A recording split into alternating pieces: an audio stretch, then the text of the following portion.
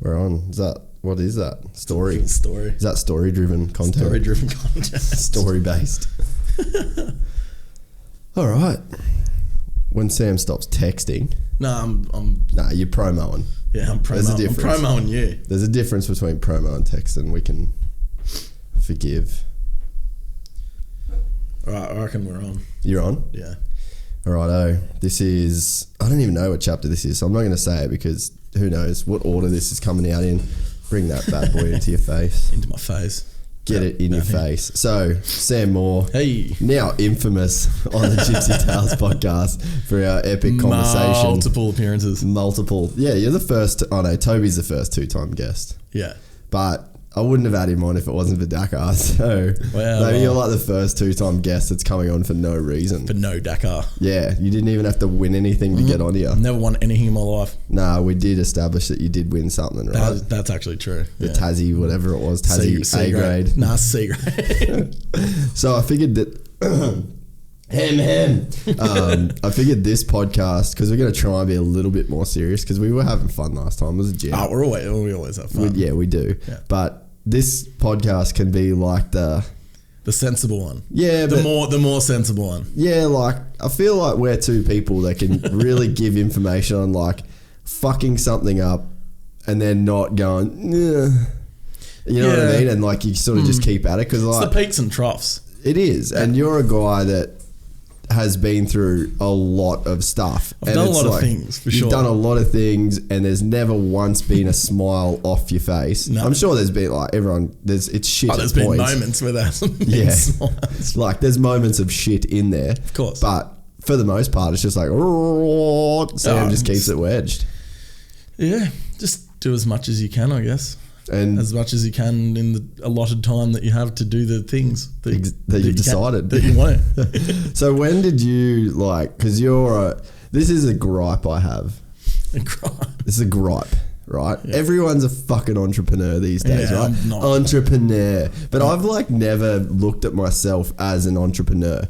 Like I feel like nowadays the modern term of entrepreneur is like unemployed with an idea. Yeah, totally. And that gets like thrown around so much. And I don't think that people actually really have any idea what it takes to be like a legitimate, because essentially an entrepreneur is like someone that works for himself or whatever, right? Yeah. But it's like you sort of transcend that and you don't like, I'm rambling.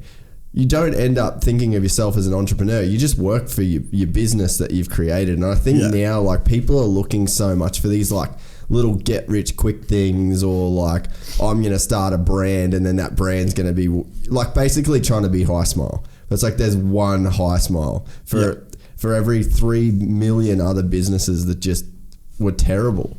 So it's like, yeah, a guy like you that's honestly like a journeyman in terms of business, really. That's more what it is, I guess. Yeah, like you kind of, and I'm the same, man. I had like a just done graphics a lot company. So did I. Yeah, you had a graphics company in Tassie. We both had graphics companies. But you know what I mean? And I actually saw that the trailer with the black hand logo on it. I was like, fuck off. That's amazing. And then like my first business, like, so I basically... There you go. Sorry, microphone in my face. Yeah, get it in your grill. They're like my story of like the first business thing I did, because I was like the kid that did the lawn mowing and all that shit. Like, man, I used to get dad to take me around with our motorbike trailer with the whippersnipper and the lawnmower, and I used to just like go door to door. Yeah. And so like I guess that was my first thing, but I had money saved up to go to schoolies at the end of year 12, and I didn't. I bought like, I don't know, a printer. 40 blank. No, this was pre-printing. Oh, you do clothing labels? Yeah. Oh, stop it. Wrecked Industries, bro. That's right. Yeah. So I was like, I took my money from school because I was like, man, I knew for You're like, fuck this schoolies thing. I'm going to be a bazillionaire in the clothing game. I did schoolies for 2 years. Yeah. Like realistically, I'm still doing. I've never been to schoolies, but my life's kind of like schoolies. Yeah, you're on schoolies. I'm just on schoolies. You're a toolie now. Yeah. But you know, like I was just like, man, I've done schoolies for 2 years. Like I don't really need to go and spend it was like $3,000 for a week of just fucking doing what I did every Thursday, Friday, Saturday for year 11 and 12. Yeah.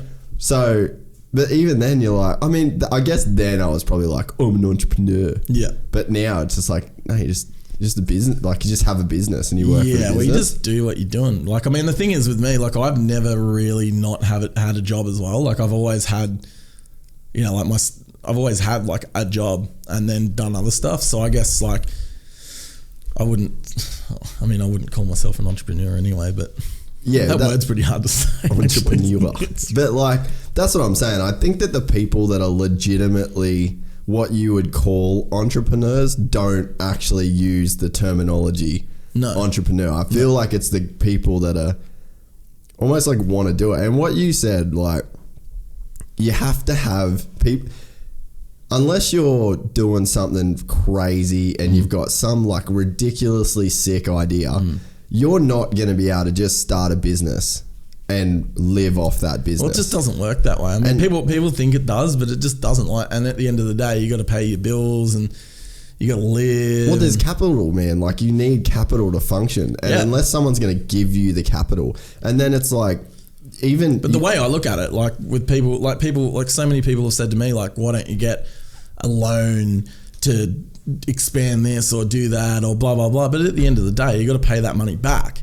With interest. So then it's like, well, why not just work harder at what you're doing to just try and do it? I mean, it takes a lot longer to do it that way, and that's the way I've always tried to do it, is to try and like not do it that way, because I mean, it's sort of like you see like all these American companies and they'll have like some dude will have an idea and then all of a sudden they start a brand and there's fucking 15 partners in it, and it's like, you're not really getting a cut from that in the end anyway. Well, you know? I mean, even at the end, like the thing might be worth however much, and anything split 15 ways is like a kick in the dick. Yeah. Like the lotto. I mean, you know, of course there's probably, you know, things like that blow the fuck up that you know, exceptions to that, but like $45 billion Facebook, you know what I mean? Yeah, like, well, I mean, you can split out 15 ways and live. I'm down with that, you know, like it's all good, but no, I know what you're saying though. Yeah, I mean, it's just crazy, and then like people to get someone involved in what you're doing, they have to bring something to the table, you know, not just money, because you can get money from anywhere. You can get money from a bank. Yeah, you can just walk into a bank and get money. Yeah, totally. But I mean, you got to pay it back. So it's a false economy, you know. And I think the thing too is like there's like two ways that you need money in a business. There's even three ways: paying the employees, which I guess would fall under like running the business. But when you're starting out, man, I've legitimately never had a salary in my life. And I'm like not even I'm not joking at all. I've always been on commission. Like, so I've always had second jobs, but it's always been rep stuff. So it's sort of like, you know, I guess it's a bit different to, you know, a salary. Well, I've never had like a solid salary where I'm like, I know I'm getting paid X amount of money. Yeah. Like since I was 17, I haven't had that. Yeah. And like when you have a job and then you start... That's a lie. I actually had a real job for like 8 months or something. Remember at Rockstar? I was the business development manager for Victoria for like 8 months, and I had to wear a button-up shirt and I hated it. So I left. But that's it. Like people, you either have a job and then your business, right? So like essentially, well, I mean, at this point right now, I don't have any stable income. Like I've got the film work, and then the money that's left over from the film work goes into the podcast. So like I have nothing now. Like I don't have like a true gypsy. Yeah, like I don't have anything. I have a film, like I have cameras, and I have but like at the end of the day, if you're then, like, I'm running out of money, you can just go do some work. Yeah. But I mean, in terms of like funding a business. If you look at like the podcast as a new business, like thousands of dollars of outlay, and then it's like even just like the stupid shit like buying the foam for the set, like it's $200 in that, and it's like that money has to be it's got to come from somewhere.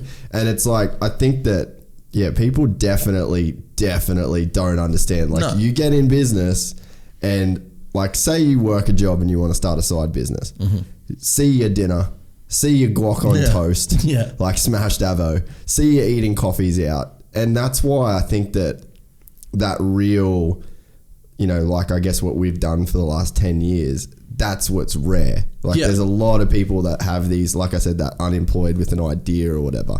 And I think that, in this podcast, like we have a very similar trajectory of like what we've done. And then you end up with like, you just don't always end up in the same spot. You feel like so a lot of the times, man, you just feel like like I said before, it's like the whole thing's just peaks and troughs. It's like, this is going good and then something goes not so good. And I mean, even when things, it's just growth as well. Like when you're growing, one of the hardest things that I've found like lately is just like trying to keep everything up to the growth of everything is just fucking crazy. Like, no one ever tells you that when you start. Yeah, well, you definitely hear the term like growing pains, and that's a good thing. But it's like paying tax. You're like, I got a $10,000 bass bill. Well, that means you've killed it. That means you made money. That means you killed it. But then, like, the problem is that if you don't have this money aside, like there's the growth costs, and then there's just the day-to-day costs, and then you like go and add interest of a loan on top of that. And then the end of the quarter or whatever, and then they're like, hang on, you owe all this bass, and it's like, fuck. Yeah. Didn't plan on this shit. Yeah. But yeah, took me a few years to work that out, and now I've sort of got it on lock thanks to my wonderful friend Amy Russo, who organises me. Shit. Oh, because she's a financial planner, eh? Yeah. Or accountant. Yeah, she's like a business, what's called Business Lane. There goes a plug. Yeah, give her a plug. I haven't heard her name in like probably 10 years. Yeah, well, she's like the best person in the universe. But she fully, like we have 9 o'clock. So I have an alarm that goes off like every morning at 9 o'clock. It tells me to call her. Oh, really? You talk to her every day? Yeah, pretty much. That's sick. Yeah, so she looks after like all my accounts and my bass. That's the stuff like that. That's like another really, really good thing to figure out, right? And it's like, I don't really like Gary Vee that much. And like because I feel like he does like the word vomit thing and like speaks in like rhetoric of like, I don't know, it's just like hyper aggressive weird shit. But like the one thing that he does say that I like really agree with is triple down on your strengths. And not so, I'm hopeless at bookwork. Well, then don't do it. G'day, Amy. Yeah, don't do it. And like that, man, for me, like I was good at, so like in the film company, like we had a film company for like 5 years and we were growing, it was doing good and it just never got to the point where it should have got to. And in the moment, I'm there going like, this is why. Yeah, because now you can look at it from a distance and go, well, this is why that didn't work. And like, but at the time, when you're fucking inside it, it's just like you can't work it out because you're inside it. So it's so hard. I was like, I was just fucking shit at all of that. Like, yeah, but the problem is that you're just running as fast as you can to get what you can get done. And sometimes when you're trying to do stuff that you're not that good at, it takes you like 4 times as long to do it. But you're stuck in it, so you just trying to do it yourself, even though you fucking suck at it. Yeah. Like, so I think that was like the biggest lesson now for me going forward. Like when that business stopped, the old, what am I drinking? Doritos Mexican Cola. It's actually really Mate, good you've been shit. to America enough to know that is Doritos. Oh yeah, there's no J in Doritos. Jesus. What was I saying? Fucking lost it. No, yeah. So like it takes, I guess, that to stop, and then you realize that there's so much stuff that I just wasn't good at. But then there's stuff that I'm like exceptional at. Absolutely. And it's like, do that. You should do the shit out. You should do the shit out of the stuff that you're good at. And then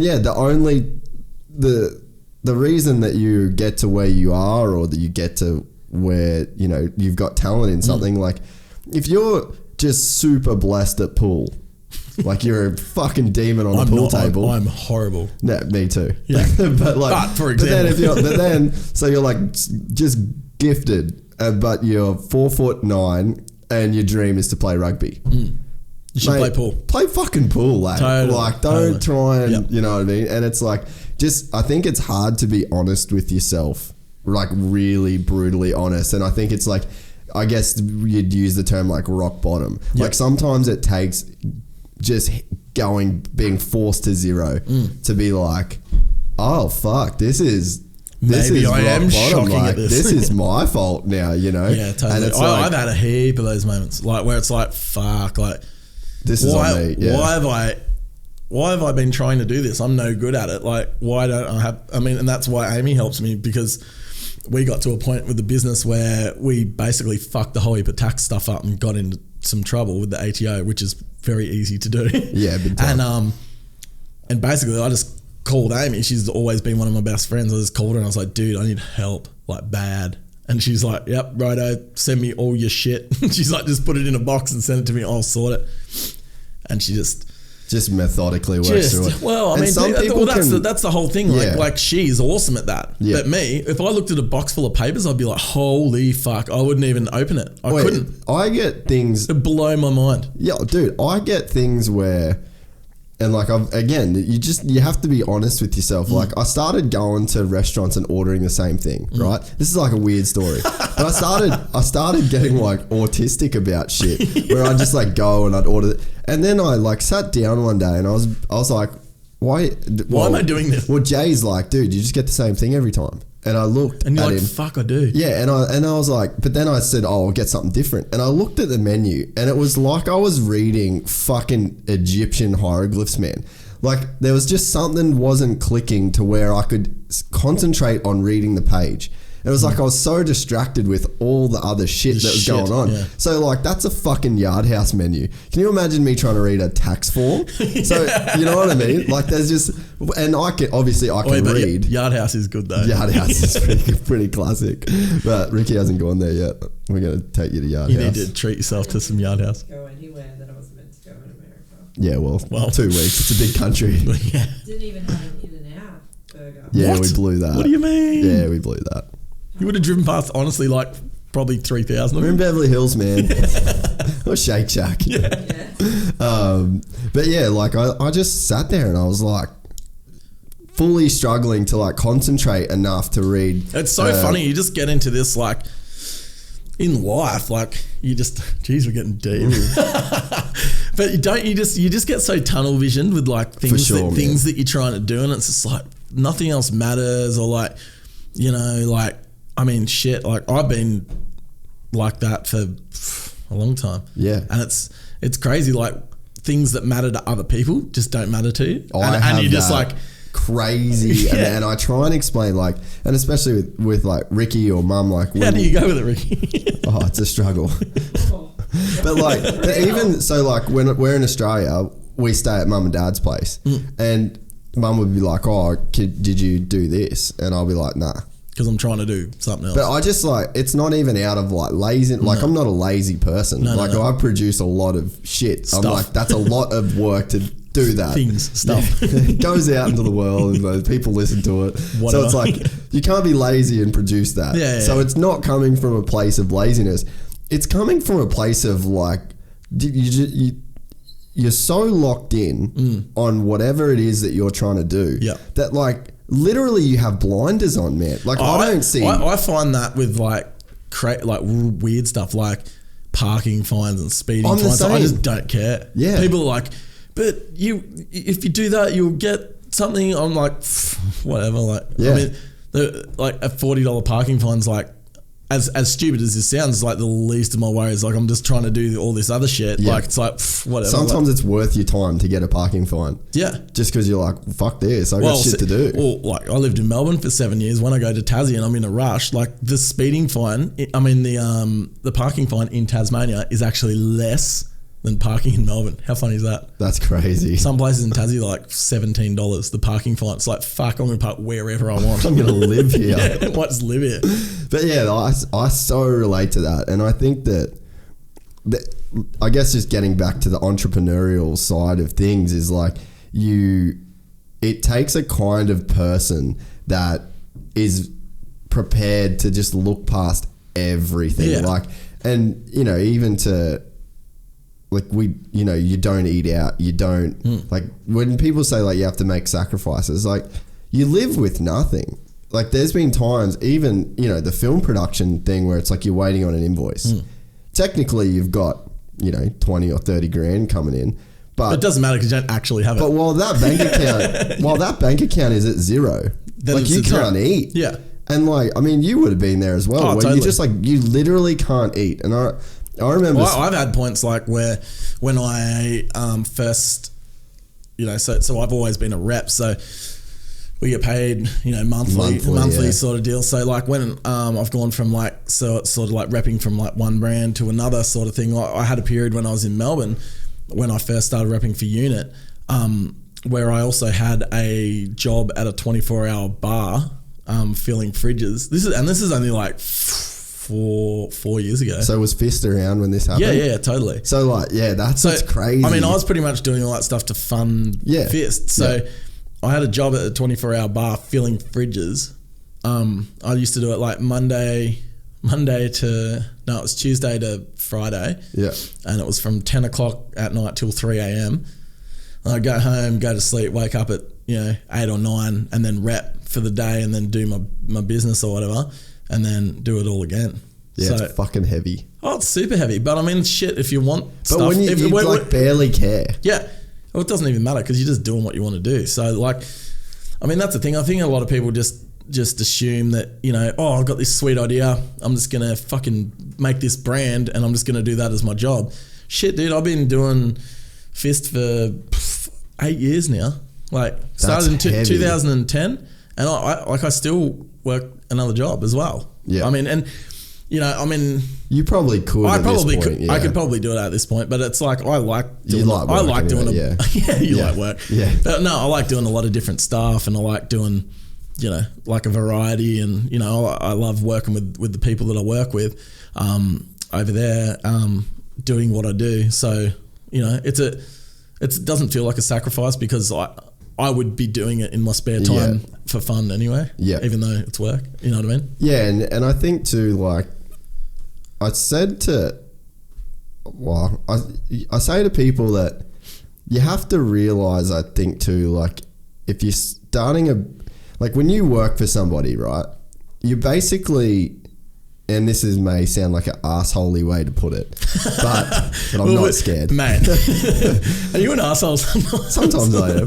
But I try and be very pragmatic about like take something to like a real extreme to see like what it looks like at that extreme end. Yeah. So like on the extreme end of I want to walk out onto the end of the pole. Yeah, and just see what, you know what I mean? Like that's where like the real shit's going to happen. Yeah. So it's like on the extreme end of basically like, all right, so you get 60 grand a year. Basically, so like, let's say you work for the company that makes this table, right? Tables Are Us. Tables Are Us. And Tables Are Us has said, yep, we're going to give you 60 grand a year. Mm-hmm. They're basically telling you that you now need to live your life within a $60,000 bubble. Yep. And it's like, so no more, no less. And that's what you're doing. But you're guaranteed that money. So you can, if you can figure out a way to like do everything you want to do in that $60,000 bubble, sweet. Go for it. So, but then it's like, it's like you're signing up for that. You're like, all right. That's the life you sign up for. Yeah, exactly. And it's like, so it's sort of like this contract. We'll pay for your life up to this much money. Yeah. And then you have to give X amount of your life to us. Yep. And then that's such a good way of it's a weird way of thinking about it. And then there's jobs where it's like, you've got to give, because what you do, like you give 40 hours a week, but you don't give 40 hours a week, man. You give. Some people do that.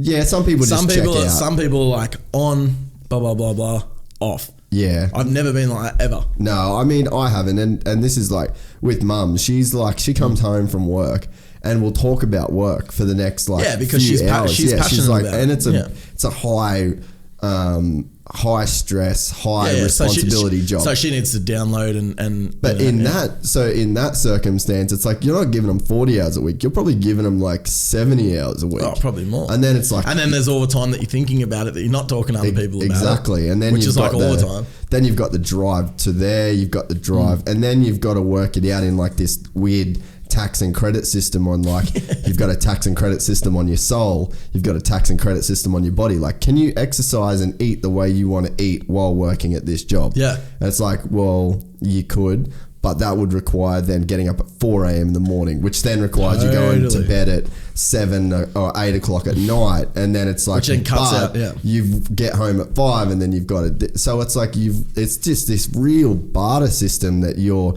engaged in with Yeah. this, and that freaks me the fuck out. It's and weird, it isn't it? always When has freaked When you me think out. about it like that, it is fucking weird. Yeah, and it's like, here, all right, this is your life. We'll pay for it. Yep.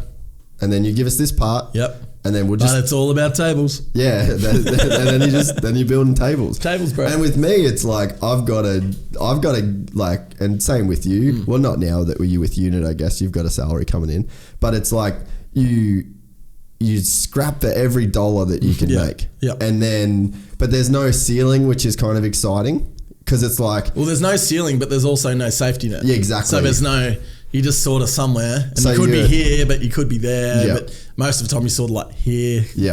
And it's like, so you've got your 0 to infinity as opposed to 60 grand. And then, then you do the bank thing where it's like, okay, well, we see that you're responsible, so we're going to give you this money, and we know that over this amount of time, you're going to have this much money. So so it's like, Gnarly, eh? yeah, you enter into another agreement with another person based on like, well, we're going to take this much of your life from you to pay this off. So it's like, it's heavy when you think about it's it. super heavy. And I'm just like, fuck it, I'll start a podcast and just hope for the best. Gypsy gang. Gypsy gang. But yeah, so it's like... It is crazy. It's so crazy. But I sort of say that because I get a lot of people that are like... And Instagram is probably the culprit for this as well. And I mean...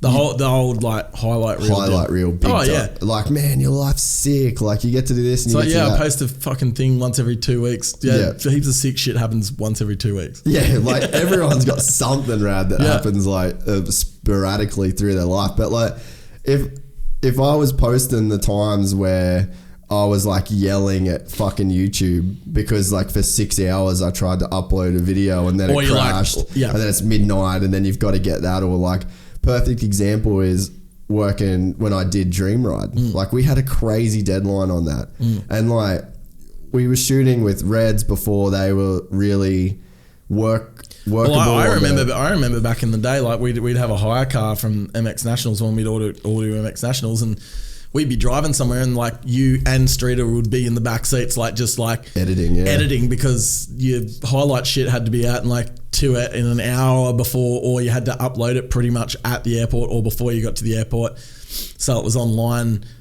for like when people just expected 8 it. o'clock that night. Yeah. And it's like, holy shit. Like I just remember like driving to the airport and like you guys are in the back like trying to edit, and I'm like, how do you even operate a computer in the back of a moving car? I've got no idea. Yeah, well, let alone like- make something that looks sort of half sick. Yeah, but like, people are like stoked to people are watch. stoked on. It's like, well, this got made in the back of a car, so Well, like a great example of that was when did you come to Wanneroo with us in like 08? I only went once. I went with Johnny. I can't remember what year it was. I was doing the GoPro thing with Lusty. Nah, it would have been after that then, because I think that... Oh yeah, no, it was way after that. Yeah. I reckon I must have gone in like 2011 or 12 or something like that. Yeah, But actually, it was JDR though that year. It was when Keisha was riding for JDR. So yeah, so it would have been like either 10, 11 or 12. But I remember, so it was let's go with 11 in the middle there. 11, yeah, safe bet. Give us some leeway either side. Well, I think it was in, it was 08, and it was me, Cam Williams, and Alan Hardy. So that's like another crazy thing. Like, Yeah. Alan's from Cairns, and we grew up And together. Cam's from Cairns too, And right? Cam's from Cairns. So like, yeah, we're in the Dreamers. We're in a container at the new Dreamers At Alan's like office. Gold Coast studio, Gold Coast Creative House. And yeah, so Alan was like, I used to pay Alan to travel with me because I didn't know how to film. Like I just had this idea of making like the MX Daily Motocross show. So I was like, well, I need someone to film it. Knew Alan from Cairns. And Hey bro, you want to film this? yeah, that's literally all Yeah. it was, man. Like on Facebook That's what- Messenger or MSN or something ridiculous. That's just what it is, isn't it? But dude, to go there, I couldn't eat food. Yeah. Like I spent every single dollar to go to Perth. Like everything. I stayed with my mate Bono in like Scarborough. Me and Cam Williams, like, don't even know where the fuck we slept at for the race, but I know that for like the days before, because I was like going around filming content with like Mossy and Addo, and then like literally the day I got there, I bought peanut butter and I bought bread. And I fucking ate that the entire time I was in Perth. And I think that Cam was working for Unit at the time. Or no, he was working for Liat Brace. Yeah. So, and I remember we went out to a Thai restaurant before I flew back to Cairns because I was still living in Cairns at the time. And I was fucking starving, dude. And Cam hooked it up with like a dope-ass Thai fucking meal for us. What a lord. He's still the best dude. Yeah, definitely is still the best dude. But that was probably half your problem. Flying from Cairns to everywhere. It costs like fucking $1 million. That's like, I think Cairns to Perth's like the longest flight you can do in Australia. It's like pretty much the same as when I used to live in Tassie. Everything was super expensive because you're flying from Tasmania. Yeah, you're flying from an island near Antarctica. It's like I nearly fell over last week when I got a flight from the Gold Coast to Auckland, like business class for $230. Oh, easy business class. Come on. Well, I needed to buy extra weight to get my bike on, so it actually worked out cheaper. That old chestnut. Yeah. Yeah. And on the way over, I had all my stock in my bike bag. So yeah. I had like 200 pairs of gloves in a bike bag with a bike. How was Crankworks? Sick. Fuck, I wish it rained a lot, but you know, I'm from Tassie, I'm cool with it. Yeah. But it was sick. It was so you good. got to ride heaps, eh? Yeah. Like I only rode like one day, like while Crankworks was on, but then I stayed for like 5 or 6 days after and went ham. Shredding. I don't know whether it was shredding, bro, but I rode. Did you ride with Matt? No. Did he ride? Yeah, no. Yeah, no, I did. At the one day that I rode at Crankworks. Yeah, okay. Yeah. We Matt from Crush. Yeah. So just like I figured out too through like people giving us feedback that sometimes I just reference people that I'm like Matt, and they're like, oh yeah, cool. Matt. I don't know who that is. Yeah, who's Matt? Matt from Crush, everybody, our only sponsor. Hi Matt. G'day Matt.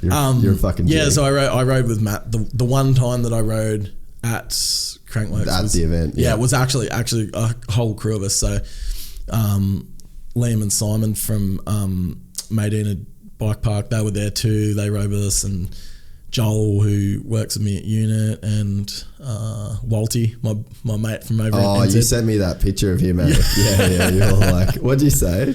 I don't know. It would have been funny though. Yeah, it was classic. Classic. But yeah, it was sick. Got to ride a little bit there, which is rad. Like fucking skyline there, so sick. I really want to do it. You should. I've never been to New Zealand. I've been all over the world, never been to New Zealand. I had never been to New Zealand either. And, really? And my dad was born in New Zealand. So no shit. So you've got Kiwi and Tassie. Yeah, bruh. What a fucking mix. I know. I'm like a Kiwi, Tassie. That's bizarre. Ginger bearded. So I just legend. went. All true. Yeah. I just went to Derby for some filming. Yeah. And I swear to God, I saw a Tasmanian devil. Oh, you probably did. Yeah, but it was like on the road at night. I reckon that. No, you definitely didn't. No, I reckon. Nah, but like I've seen possums before, man, and this wasn't a possum. Wasn't no possum? Nah, and then what like made me think it was a Tassie devil was that I saw a possum right after it. So like Tassie devil, and then like 2 minutes later, me and Glenn are just like, that was a fucking Tassie devil, yeah. And then like 2 minutes later, I feel like if people were gonna see a Tassie devil, it would have been the boys when they were building all that shit, right? Yeah, I haven't actually asked them if they did see any of that. Well, you know they're extinct, supposedly. Oh no, Tassie. Oh no, Tassie devil, not Tassie. Oh, sorry, Tiger. Yeah. Yeah, Tassie devil. There's still a few of them. Yeah, you would. No, definitely it would have been one. Yeah, for because sure. I've never seen. Oh no. Never seen one, but like I'd fully got excited, even though it was like. Yeah, they're sick. Yeah, because I just always wanted to see a blue duck. I've never seen a blue duck before. Saw a Tas devil. But yeah, I was fucking frothing. Yeah, they're sick. You've rode Derby, eh? Yeah. Yeah. How do you like that shit? Slowly. What do you mean? I'm just, No, you're not slow. Come on. I'm a bit slow. But no, it was fun. What was there when you were there? Oh, I just did the blue tier. Oh, you only did that ride? Yeah, we did that, and then we did Atlas. So and we did Atlas in the same day. Yeah, so you went. Did you go up with Vertigo? No, no, we didn't because Vertigo they were full when we got. Well, actually, bit of a story here. So Robbie Williams, who's our FIST rep for Tasvic, who is an absolute lord, he loves it. Yeah, people always think we're related. Oh, really? Yeah, because he's like a massive legend. No, he's just we're quite similar. Anyway, he booked us on a shuttle for supposedly 11 o'clock, and we got there and like, oh, you were booked on the 10 o'clock shuttle. Yeah. We're like, oh. That's happened before. Yeah. In other ways. Yeah. So, there was these other random dudes there with like a bus that were like chilling there, and we're like, oh, you going up top there? And like, yeah. And we're like, you want to take us? So you just fully gypsied your way on there? Yeah. Oh, no, we paid them. But, we just went up there and did that, and then we did, it was a big day on the bike. Yeah, that's a big ride. Because I'm a full amateur. Like, I'm not that, like, I don't do that much mountain bike ride. I do love it, but. Yeah. It's different to moto. Oh, it's different to everything. Well, I did mountain biking before I ever rode motocross. Yeah. So Well, you are from Cairns. Yeah, so like we the had mountain like biking the best trails centre of ever. the universe. Yeah, so like we. And your uncle is Glenn Jacobs also. Yeah, that's also helps. But Matty never had a mountain bike. Didn't he? Never. He rode. Matty's my brother, Matty. Now, Yeah, for everyone on yeah. the podcast, Matt is Matt McAlpine. is Jason's brother. Leader of Alpine Group. Yeah. But Matt never had a mountain bike. Yeah, right. So but he's good at everything, so it doesn't matter. Yeah, but he would do the like, if you like it, I hate it thing. Yeah. So I was like, I did I love mountain bikes. He's and like, I like dirt bikes. Yeah, and he was like, fuck mountain bikes. And I was like, all right, cool. And then I was like, got into wakeboarding for a bit. And he's like, fuck wakeboards. Fuck wakeboarding. I love mountain bikes. Yeah, well then he went, when he moved to Newcastle with Johnny, he just got like super into it. Yeah. But I mean, yeah, he's just one of those like freak talent dudes that just crushes it at everything. But the funny thing is, I remember when I was living in California, he come over and I was just like heavy surfing. Like I was driving an hour a day to go surf, like an hour there and an hour back every day to surf. So I was working flat out. Yeah. And heaps on. And entrepreneur life. Entrepreneur life. No, but see, then you'd stay up till one at night. So you'd adjust. Yeah. But Matty had come over and fuck surfing, I hate surfing, blah, blah. What a waste of time. Owns a surfboard company. It was like, come on, Matt.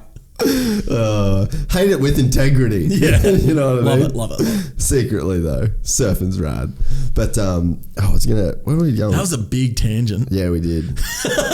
Beautiful thing. They're a beautiful thing. Tasmania. We got to go to your first podcast. I was like legitimately nervous to put that out. Of like, because it had all been. Dude, I was stressing too. I was like, what the fuck did we talk? Like, what did at we the end of say? it, I was like, wow, I actually can't remember what just happened. What's going on? It was a blur. Endorphins were rushing. Got into flow state. That was a meditative Me and experience. Jats had like some kind of a weird like clothing like battle without even knowing that we were going to do it. Your clothes are like eyeing each other off the whole It time. was weird, wasn't it? But I Rainbows. was like worried because I was like, fuck, man. Like we've had a bunch of cool, Serious. not that you aren't cool people, but we've had like these cool, deep stories and like, you know, you get. I guess you don't know when you're like, well, this is this product, and everyone's like, oh, that's cool. That's cool. And then you're like, oh, well, I know you are enjoying the stuff that we've been doing, but fuck you. This Listen to is something completely opposite. Listen to this shit. But it was like actually pretty cool to see that people break it up a little bit. Yeah, people enjoyed it. But I was for real Jats nervous. is an entertaining little fella. Dude, he's one of those guys that I think I might have said this with Todd. He was just so under the radar in terms of like his personality. And he's got this like switch where he can really just be like very subdued and he talks slow. He's mellow. Yeah, he's like talks slow, he's mellow but like some of his one-liners, like so like the way that he talks and stuff, you're like, oh, there's not like he's not going to be this witty quick dude. Quitty wick dude. And but then he can just turn it up. But like it's like he just hit it for so long. But then when you know, then he goes full Jats. Then he just goes full Jats, and we're just like, where has this? But like, I guess we've all seen it forever. But then he just didn't show it to people, and I'd be like, especially when he was in the States, man. Like for the first few years. I'd be telling everybody, like, dude, you got to hang out with Jats. You got to hang out. He's the funniest motherfucker you'll ever meet. They're all like, he's so boring. And then Jats is like, hi. G'day, I'm Jackson. Oh yeah, no, track's good. They just walk off, and I'm like, you fucking blew it. Like, show these people how cool you are. Come in, do a neck snapper or something. Yeah, do a neck snapper with fucking your fuel drum or something like that. Like shit that you want to do. But it's cool. Like he actually has given himself the license to just go and do it. Yeah, which is sick because he needs to. Like he's a fucking legend. Take advantage of it. Oh yeah. Like why? Don't turn that volume down, son. No. Don't let no one dull your shine. What do you say, Ricky? Yeah, Queen. Yes, queen. Oh God. So we got to talk more about FIST because we didn't really. We said like this 2 second. Did FIST orders spike after the podcast? Had to have, right? Because we spoke about it for so long. Yeah, it went nuts. Oh, and for the people that have requested air fresheners, they're coming. We will be doing that. I need to get the addresses. I'm gonna DM. We have Ricky is going to be going through the DMs and messages because we got a few. Thanks, Ricky. And we're going to send them out. Queen. Because yes, Queen. But because like you say those, I'm like allergic to post offices. Like I feel like I'm gonna. I'm not. I feel like I'm gonna die if I walk in one. Oh, dude. Like post offices. Dramatic much. Oh, mate. Yeah. That's I can't send stuff. Like I legitimately, if there's something to get sent, it's it's not happening. Do Don't ever ask me to send you anything. I can't. I have a few times and it just doesn't work out, does it? No, you've asked me to send you stuff. I can't do it. No. It's like there's this weird. It's the That's menu. probably why the graphics company didn't work out for you. For real, I made sick graphics. Just didn't send any Just of them didn't out. send them. I couldn't do it. Allergic to the store. Yeah. No, I go to the post office a lot. Yeah, you do. Yep. Yeah, I guess you've had to be disciplined in that way. Yeah. Well, you just got to make sure everything goes out every day. You can't disappoint the people. No, especially when you're making dope gloves. The people need dope gloves. People need that shit. I think it's interesting for like old school people that are listening that really know about moto and gloves. FIST was an idea before Deft, because I think that was like the original, not like I guess criticism because there was FIST, Deft came out and then FIST, and it seemed like it from the outside. If you didn't know, it could look like you just went, "Oh, gloves is cool." Oh, sick idea! You're gonna do that too. Fucking oath. But you had a sock company in mind as well, pre-Stance. Yeah.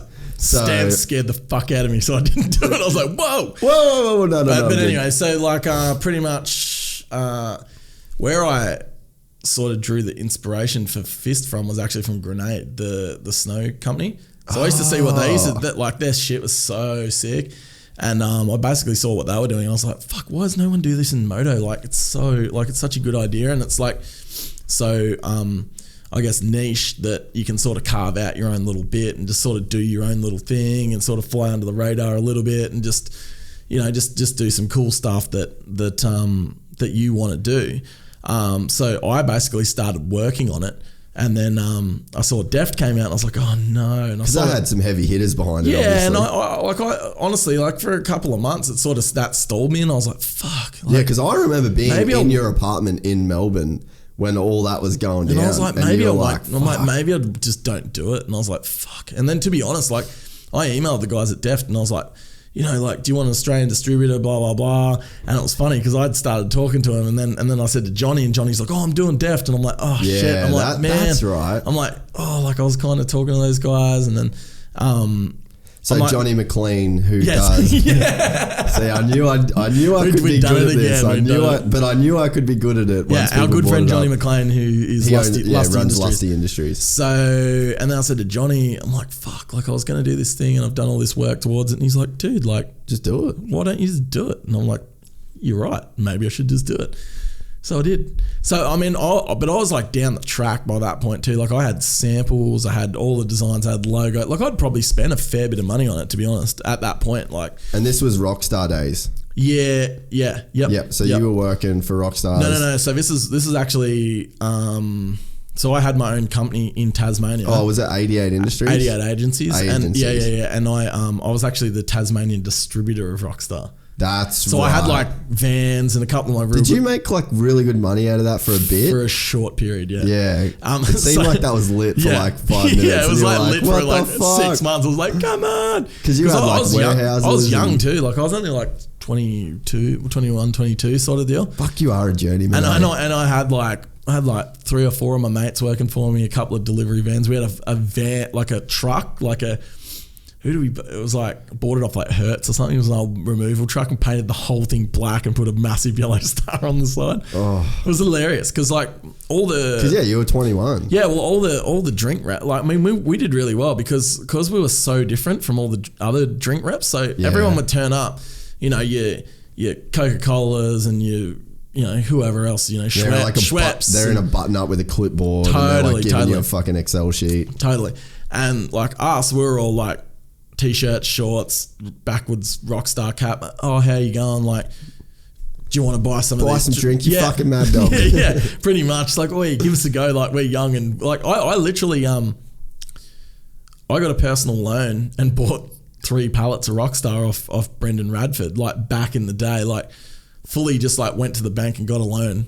How much was 3 pallets of Rockstar back then? It was like $8,000 or something, which was massive for me at the time. Fuck yeah. Like I was like fucking stressed. Like I remember talking to Brendan and I was like, man, like I just don't know about this. And he's like, it's all good, dude. Like if it doesn't work out, like we need the stock down there anyway. So like if it doesn't work out, like how about like whatever's left, we'll just buy off you and sell it. And I'm like, sweet.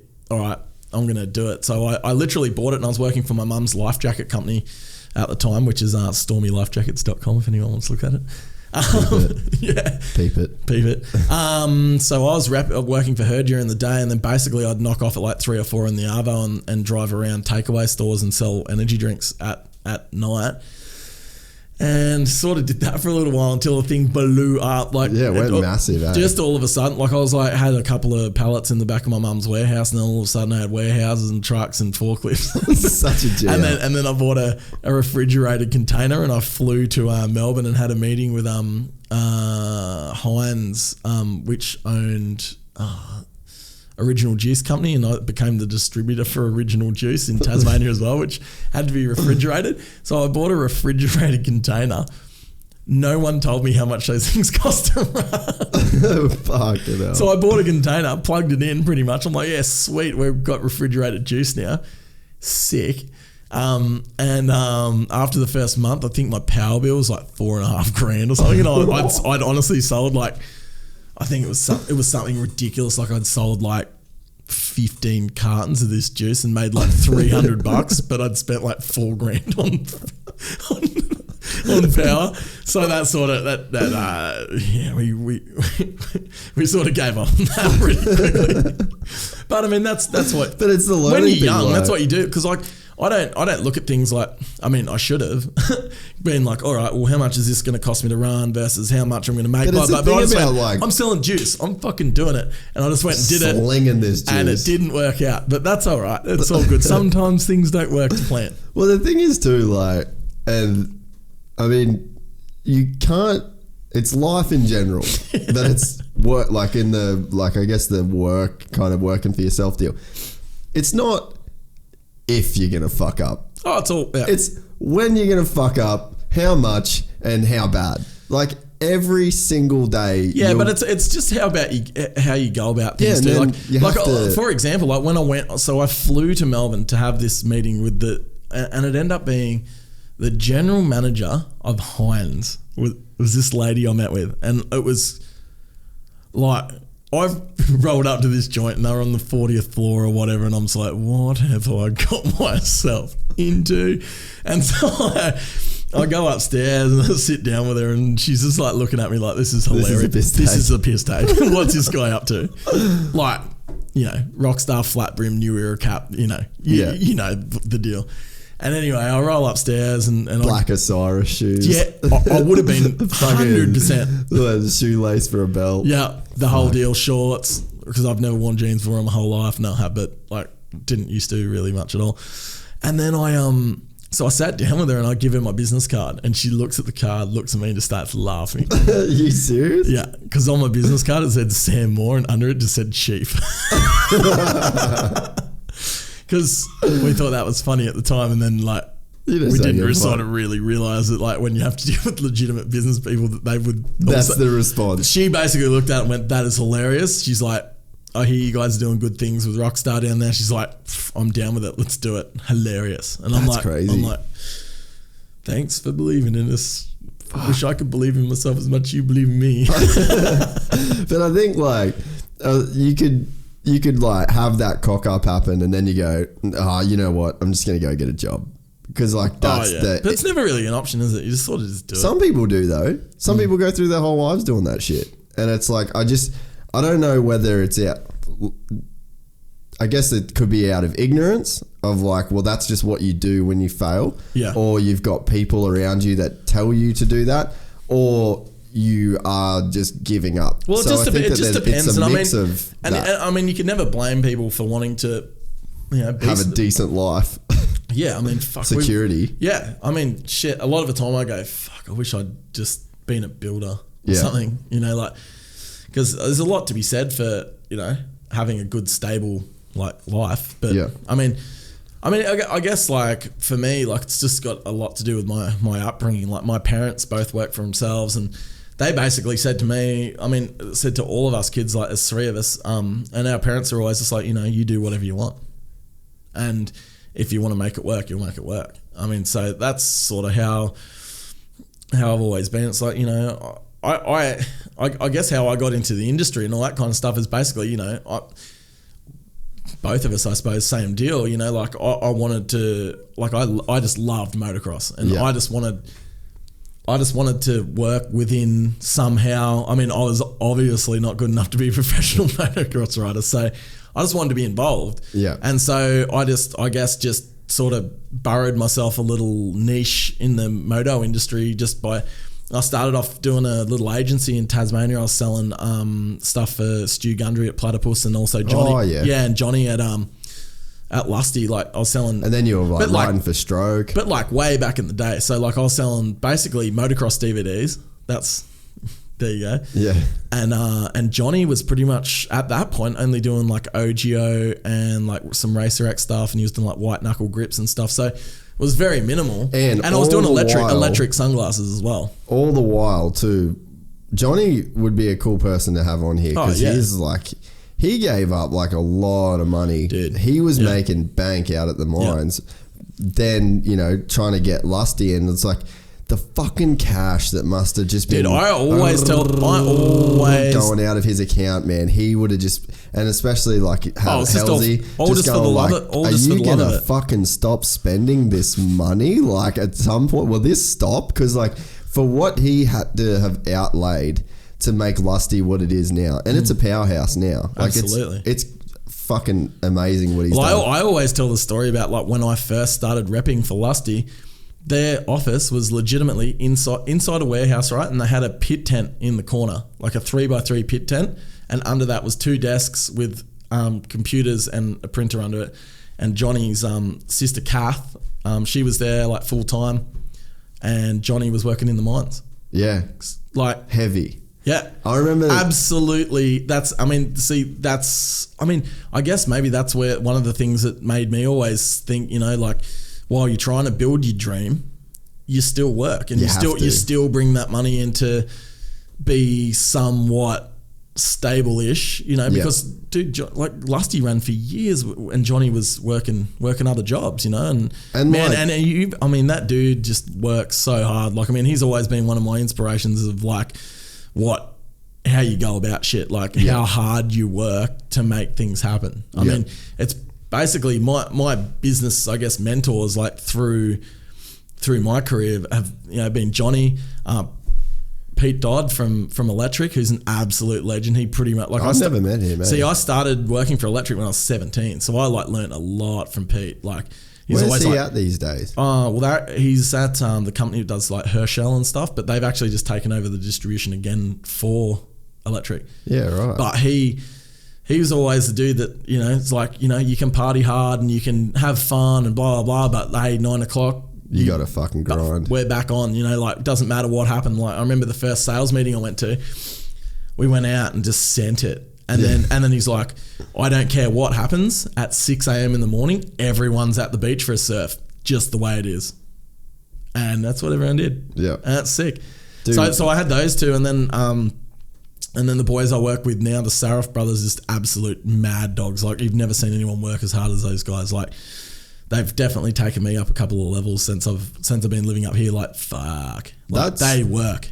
That's one of the things that, like, well, before I get into that, Wes, who I work with, Wes Williams, that motherfucker, I've never met Wes. You've never met him? But like, I've obviously seen all his work. And I've heard a lot about him from you, and it's just like he's sort of like one of the dudes, and I'm like, I can't believe I've never met him, and I know that when I do meet him, like I'll fucking friends, yeah, we'll be like, whoa, dude. I've seen him like, well, there's like different sides of it, right? Yep. There's like the side of him that'll say yes to the party, and I'll be like, dude, we're gonna have to fucking airlift you out of this nightclub, like you are that fucking gone.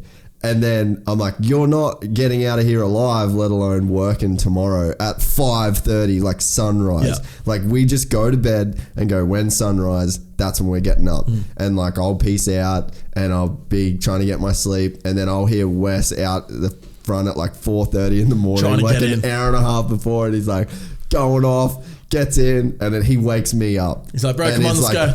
Game face. Works his ass off all day. So there's that side of it, right?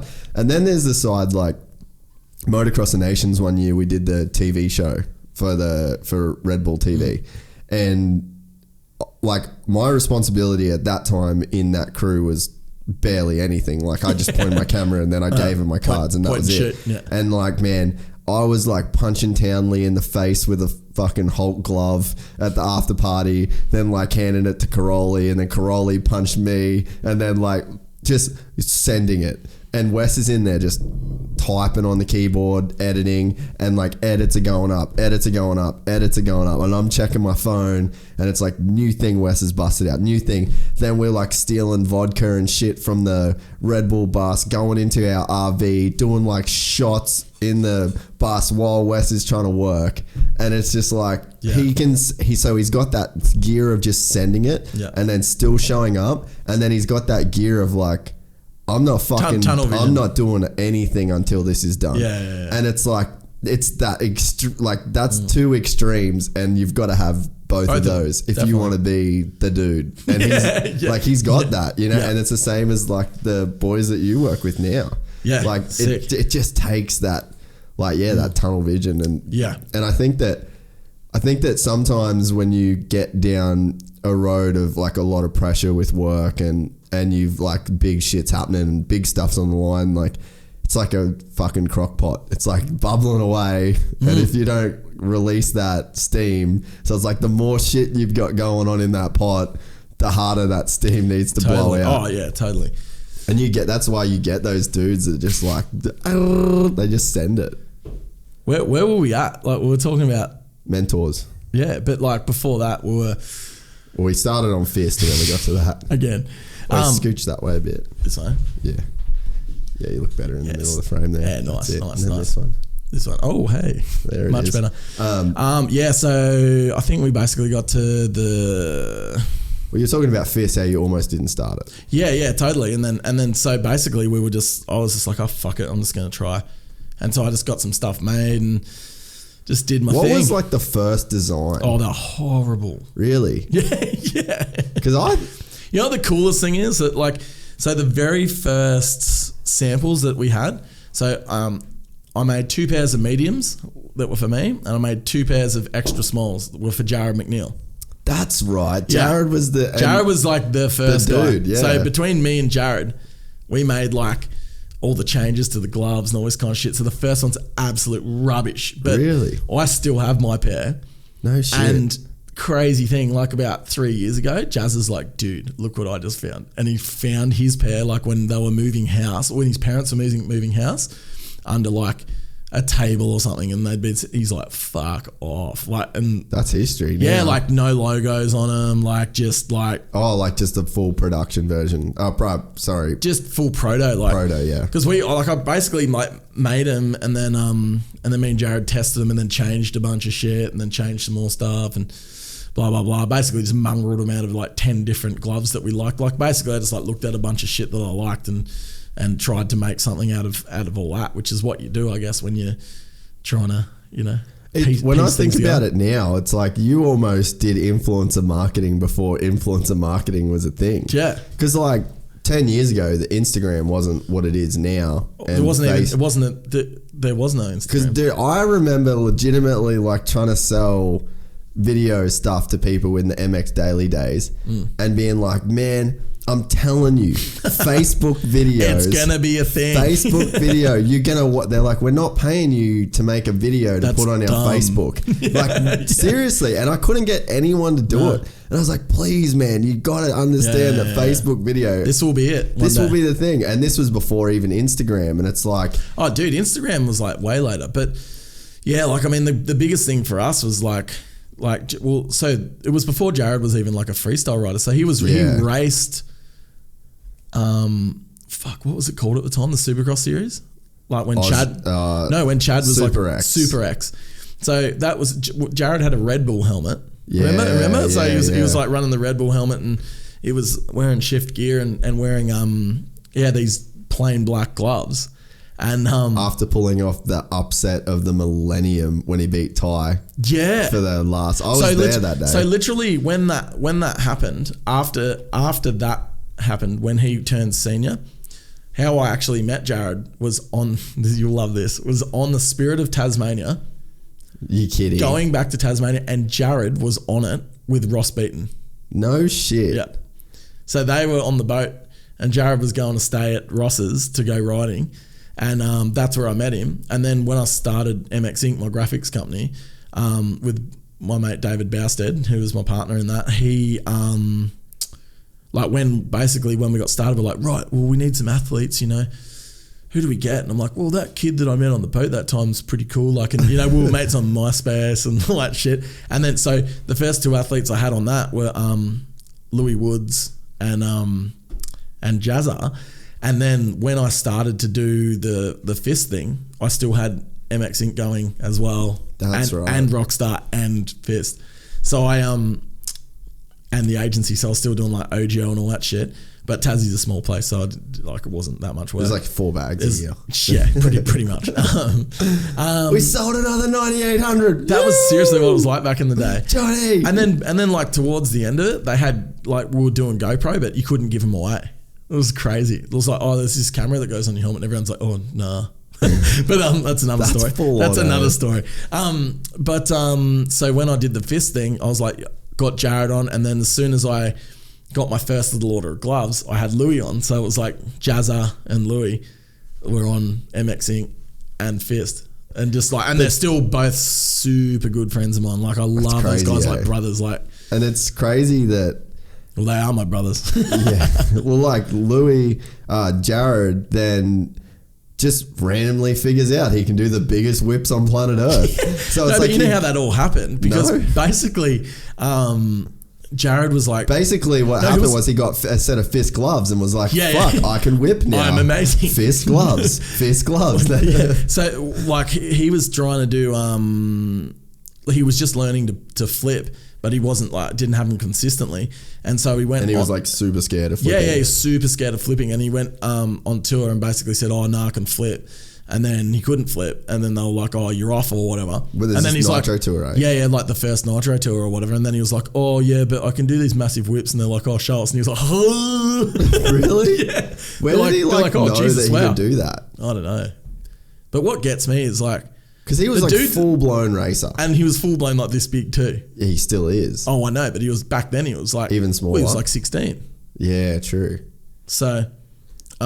But I mean, that's like... I guess that's getting lucky in a sense of like you randomly meet Jared just worked out what he had to do to do what he wanted to do. Yeah. Which is just like a peaks and troughs thing, isn't it? He's just like, right, well, I can't do this, so maybe I'll just do that. And he just did that until he figured out...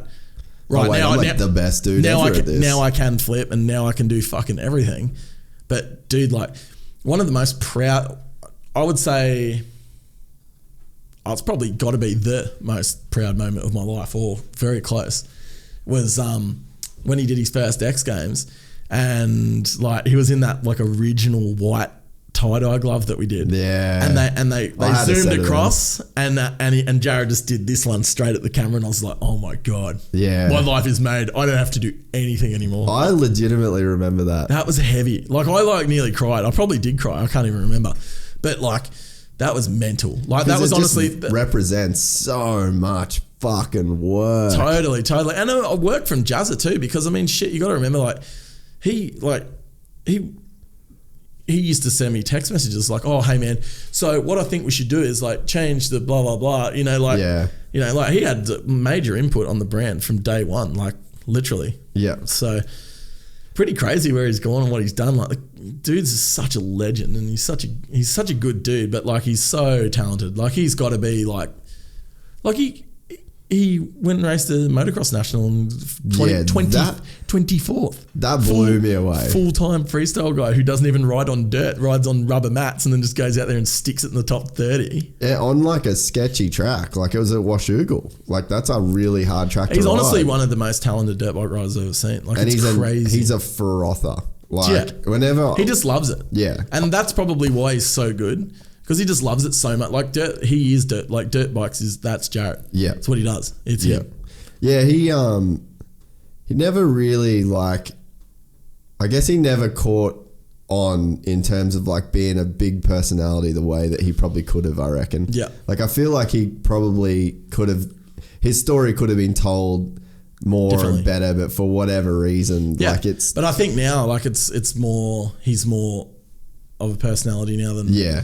You know, but like for sure, what he did, like when he started doing those whips. But dude, I just remember watching X Games, and his name comes up, and it's like Jared McNeil, Yarrawonga, Victoria. It's like Jesus, that's so sick. It's crazy though, like when you think about just the crew of people that have come, like that whole MX Nationals crew. It's like I just think that.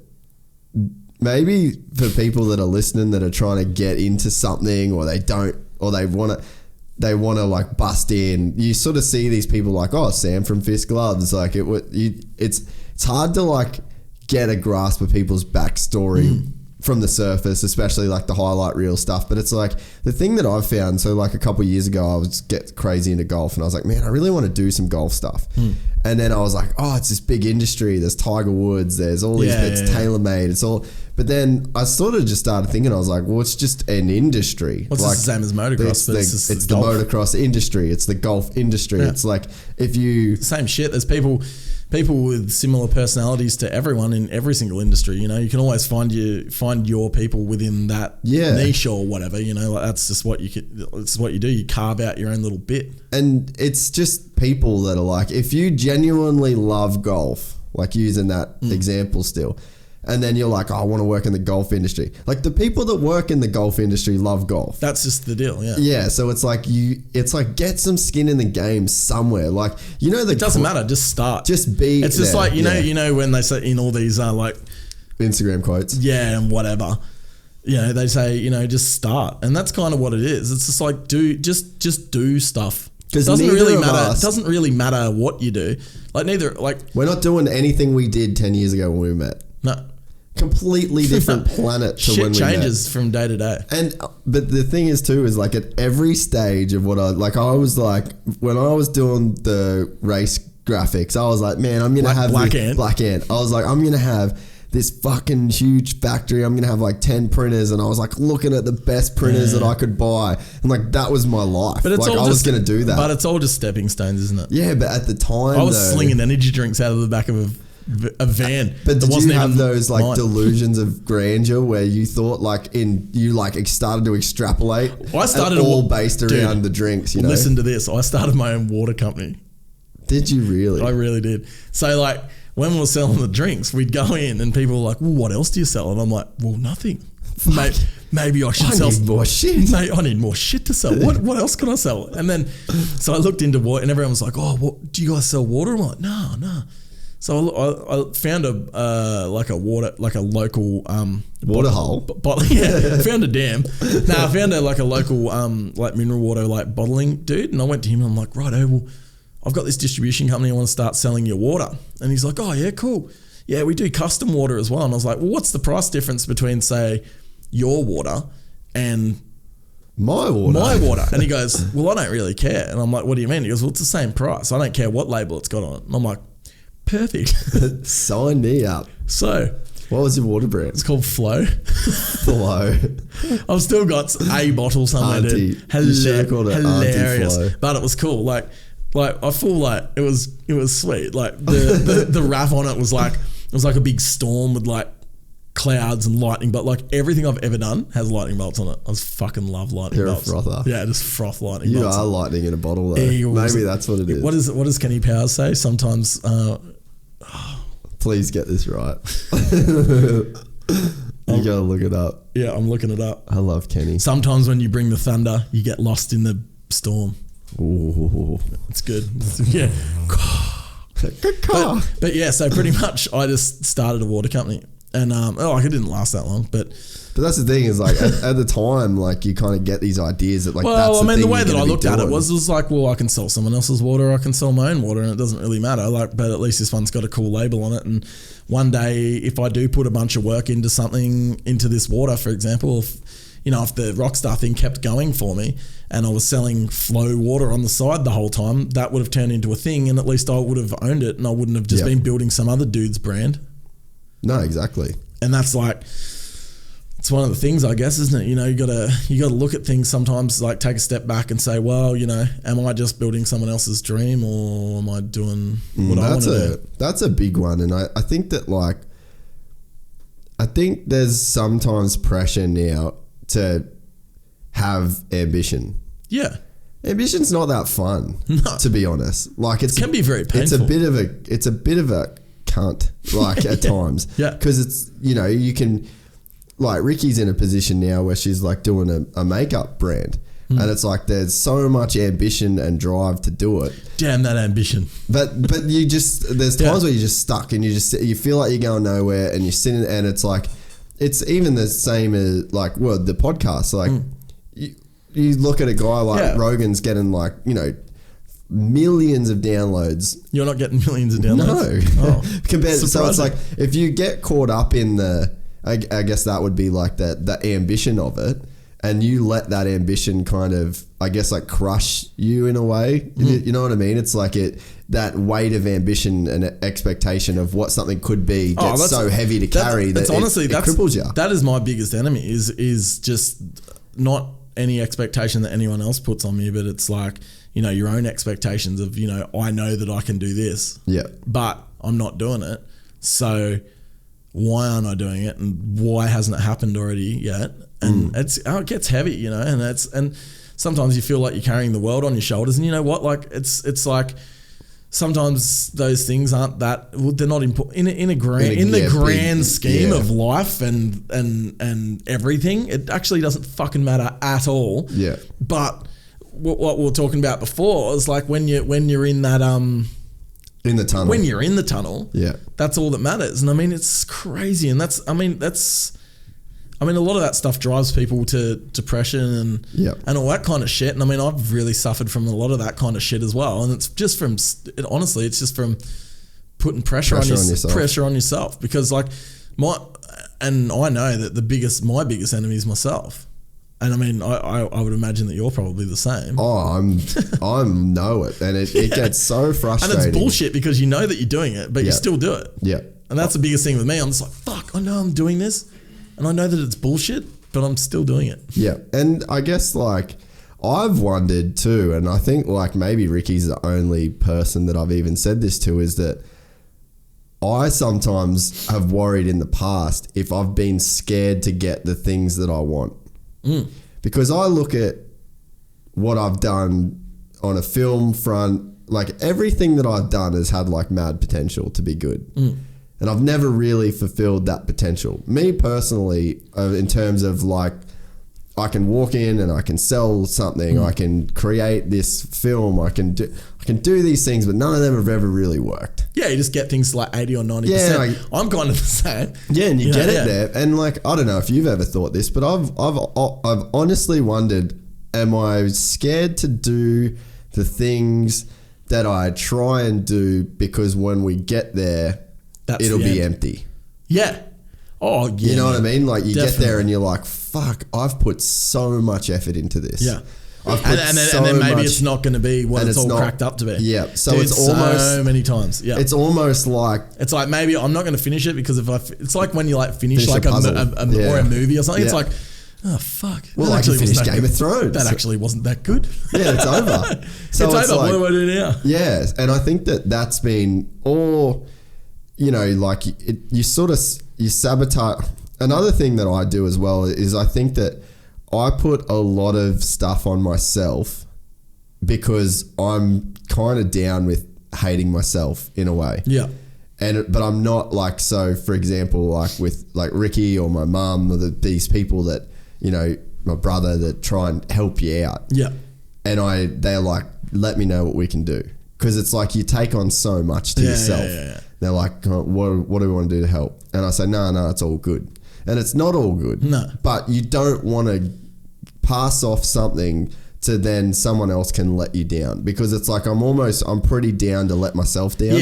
Like I'm really cool with it. Yeah, it's so much easier to hate yourself than it is to hate someone that you really care about. Yeah, it's easier to be pissed off at yourself, of course, definitely. But then you just like we were saying at the start of the podcast, like I was doing all this shit I'm not good at, and like if you just keep doing this thing that you can't do by yourself, or you just don't have the talent, or your brain doesn't work that way, it leads to a fucking dead end. Oh, yeah. It's over. Like there's no good way that there's no good outcome that. So at some point, and I think this is sort of where I'm at now, is like you've got to alleviate some of that pressure that you put on yourself and be okay to give it to somebody else that wants to take it. Yeah. I mean, I think that, you know, you look at anyone that's like super successful, they've always got like a really good team around them, and they're good at going, hey, you know what?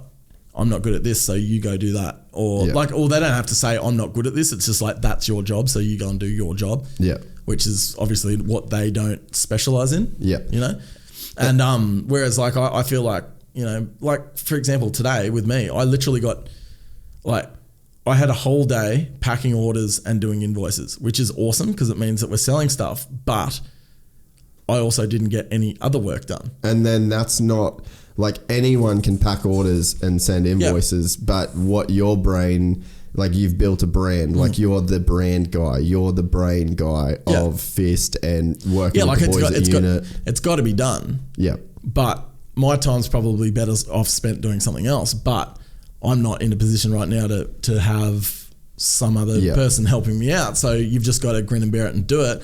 And then like, for example, like tonight after I leave here, I'll probably go home and then do all my emails that I didn't do tonight to alleviate that, to keep everything rolling, you know. But I mean, you know, that's all part of it. Yeah. Of course. And it's all like we're saying, growing and all that kind of stuff. But it's crazy. I mean, that's just what you do, I guess, isn't it? It's just hard to have that. Yeah, like when you've tried stuff and you've been going down a road and you know, like I hate when I feel like I'm jumping from one thing to another, and it's like you got to be like cool that like, no, it's just a progression. Like you start here and you go there, but like, you know, you were talking about Johnny, like he's been at that for so long. It's he's been so galvanized in his mission, whereas like I've had this company and that company and you've had the same thing, but it's like you got to ask yourself like, well, not with FIST, that's been going 10 years, but it's like 8, yeah. So it's 10 like, years. I'm throwing a good party for 10 years. Yeah. I don't know how, where. Keen. Yeah. RSVP. I'm already in. Yeah, totally. In 2 years' time, I don't know how or where, but hey, everyone will be invited. Till the wheels fall off. If it says the company broke, so be it. There will be, I don't know what or how, but it will be good. Yeah, I mean, trust me. But yeah, it's like you look at a guy like Johnny that's just been galvanized in his mission of Lusty, and then for me, but I guess when the film company closed down, there was like so many circumstances that led to that, as well, like being in a foreign country, then the whole getting sick with my kidney thing. So it's like like a lot of stuff over years come to like a spearhead, and it was like, this is it now. Like you have to, like that has to stop. But you know, it's like, I sort of have wondered like, man, am I just doing one thing to another and then like, am I scared to succeed? I mean, you know what, that's all part of the journey, and I mean, you just got to believe in what, I don't know, you just do what you do and just keep doing it, don't you? Gypsy Tales is here to stay though, guys. Gypsy gang, Hey, how's the other day? Like, I was going through some old photos somewhere and I actually saw, took a photo with you and me, and like when you're in hospital in Adelaide with your Really? with your kidney. Dude. I need to find it because you Yeah. look like not very good. I'd love to. I'd love to see that. I need to find it. actually. You look all like, "Rah," and I'm just like, whoa, because like I think I must have been like in some corporate hospitality suite at the V8s or something, like sending it, and then I must have come and visited you after it. Yeah. So, dude, It sounds about right. you were you came to the hospital, and Jay and Patrice flew from Sydney to Dude, come to the hospital. I just remember going, what do you mean you're in Adelaide Hospital? Yeah. I'm in Adelaide, and you're like, yeah, I'm in hospital here. I'm like, I hadn't seen you in like I'm 2 years. I'm Probably. like, I don't know what's going on, but my brain feels like it's about to explode. Like, why are you in Adelaide Hospital? And you're like, oh, well, I came here and then this kidney thing. I'm like, what the fuck Yeah. is going on? Dude, that was gnarly though. I'll never forget that. I've said that. Like I've said it before to people. Like when you really figure out, like not everyone's in a position to come to you. Totally. So it's like it's not like everyone can or can't do it. But it's like that really shows like a true mate is like, oh, I'll come fucking sit in the hospital. Yeah, well, I'm like, what are you doing in hospital here? Yeah, sweet, I'll come down. That sounds like heaps of fun. It probably wasn't. Fuck, I was crook, eh? You were very crook. That was not fun. No, I look really shit. Oh man, I saw a photo. I don't know if I've ever told like the full kidney story. I'll go and do it one day. But We'll do a kidney podcast. we'll do a kidney. Maybe You got to you be can kidney. Maybe you can get like a kidney specialist, Like a and you guys doctor, could yeah. you got to be kidding me. You got to be kidney. That's a Brendan Harrison dude. So I rock up at. So I left. I had like Brendan Harrison, ex-pro motocross rider, full legend. Yeah. So I had this big operation that they like fully cut my kidney out and did the whole thing. And that was so bad. Like I was just talking about the other day, like I've raced motocross forever, broke a ton of shit, know what pain feels like. And I was like, sweet, go in, sliced open, go No out. kidney. No, I was like, well, because I only had one. That's the Yeah, problem. yeah. So then they had to keep that one. So that was the whole headache. It's like, well, we should just take We it out. could just cut it out, but you don't you actually know, have the another spare. one. Yeah, You no haven't spare got- tyre. No spare wheel. But yeah, so then that surgery was just so painful. Like I bet. after that, man, like I got out of so they want you to get out of the hospital as quick as possible for like infections and shit. Yeah. So it was like, I think man, I'm going to fuck my dates up because of morphine. I can't remember how long I was in there. No one cares about the dates anyway. Yeah, Just but- say about well, 10, no, like about how- X amount of days. Yeah, well, I don't remember how many days it was. Let's say 5. I think it was like 2 days Okay, or let's 3. let's go with 3. So they get me up. And they're like, hey, you have to leave. And I was like, I don't have anywhere to fuck go. off. No, I was like, I'm not leaving. I was like, I'm not leaving. Yeah, I'm not fucking leaving. Because I couldn't move, man. Like it hurt to move my neck. Like you have to leave, and you're like, I can't even move my finger. Yeah, and I was like, oh, nah. And then they took my bedpan away. And I was like, Now I'm leaving. I was like, wait, mum, can you go get that? No, that's right. I had a catheter. So then they took it out. So I had to like get up to piss. And then, dude, I remember getting up and I was on a walking frame.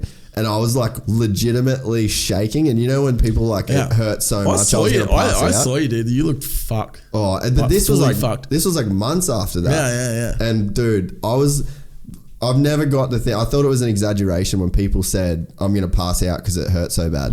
I almost passed out because it hurt so bad. Like they stitch all of the insides together, like all your ab muscles and all the inside. So there's like hundreds of internal stitches, and then the stitches across my guts. Yeah.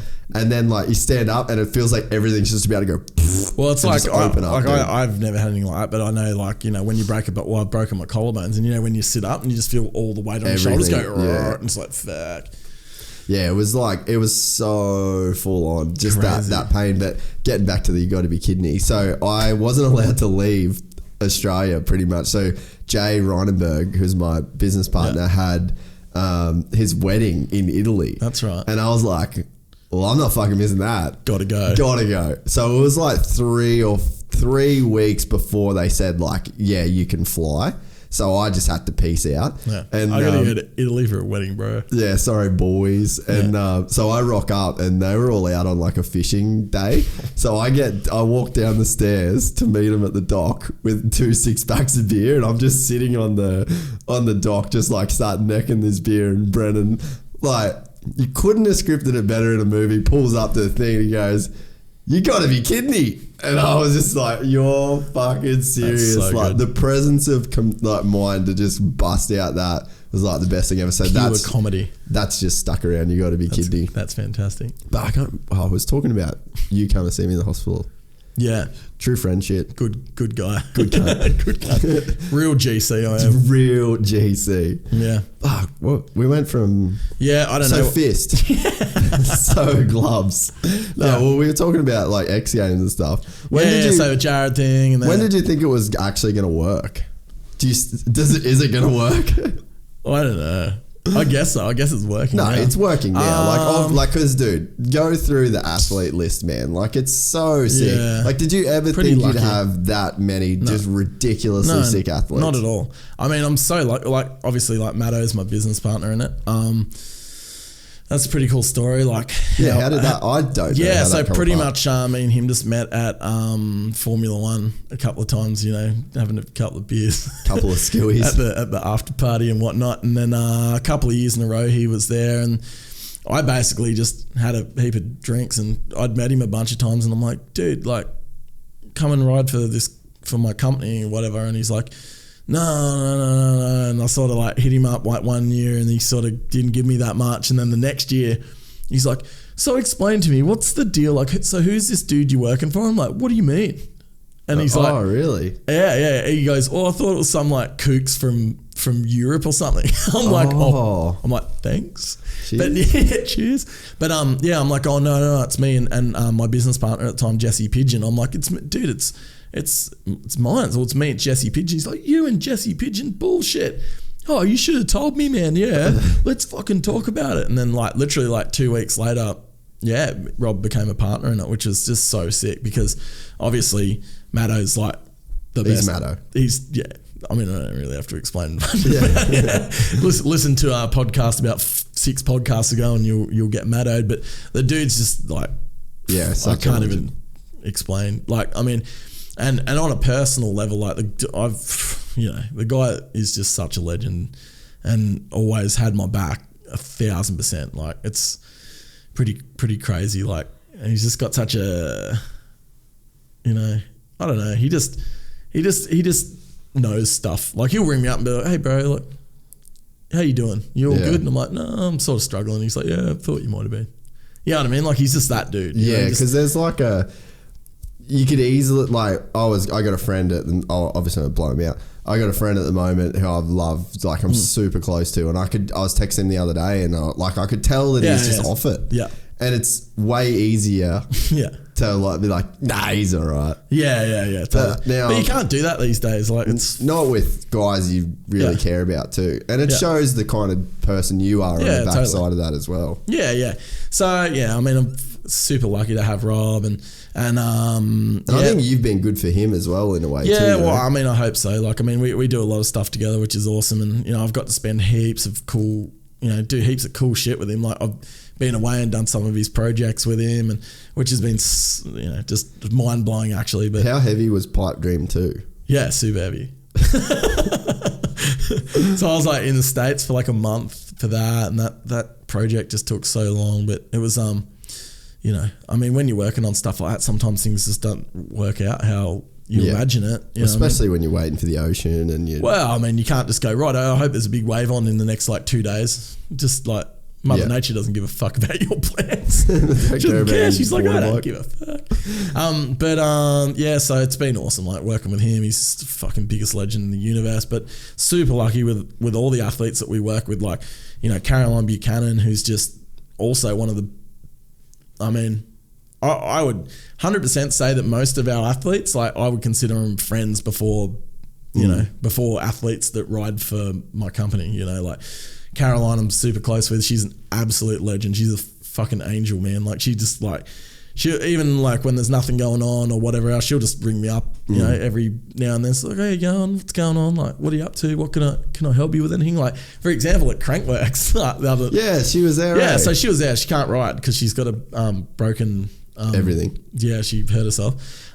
So she was just hanging, and me being the super organised dude I am, turned up, like didn't have a tent, like because I hadn't got through customs, and I was supposed to be like printing all these posters for her and just like hadn't really organised that. So I just emailed it to her and she's like, yeah, sweet, I'll sort it. She went and got her own posters printed and like just generally sorts it out. Like she's just so cool, man. Like, I mean, how she comes across on camera and all that, like people go, oh, is that how she really is? And 100%, dude, she's every bit of that and more. Like she's just the best chick, and Barry, her dude's an absolute legend as well. Like he's cool as fuck. I started following him on Instagram a while ago and I didn't know they were together. Yeah. You're like, he is a savage on a BMX bike. He just does it. Like he just does stuff. Like both of them, they just do it.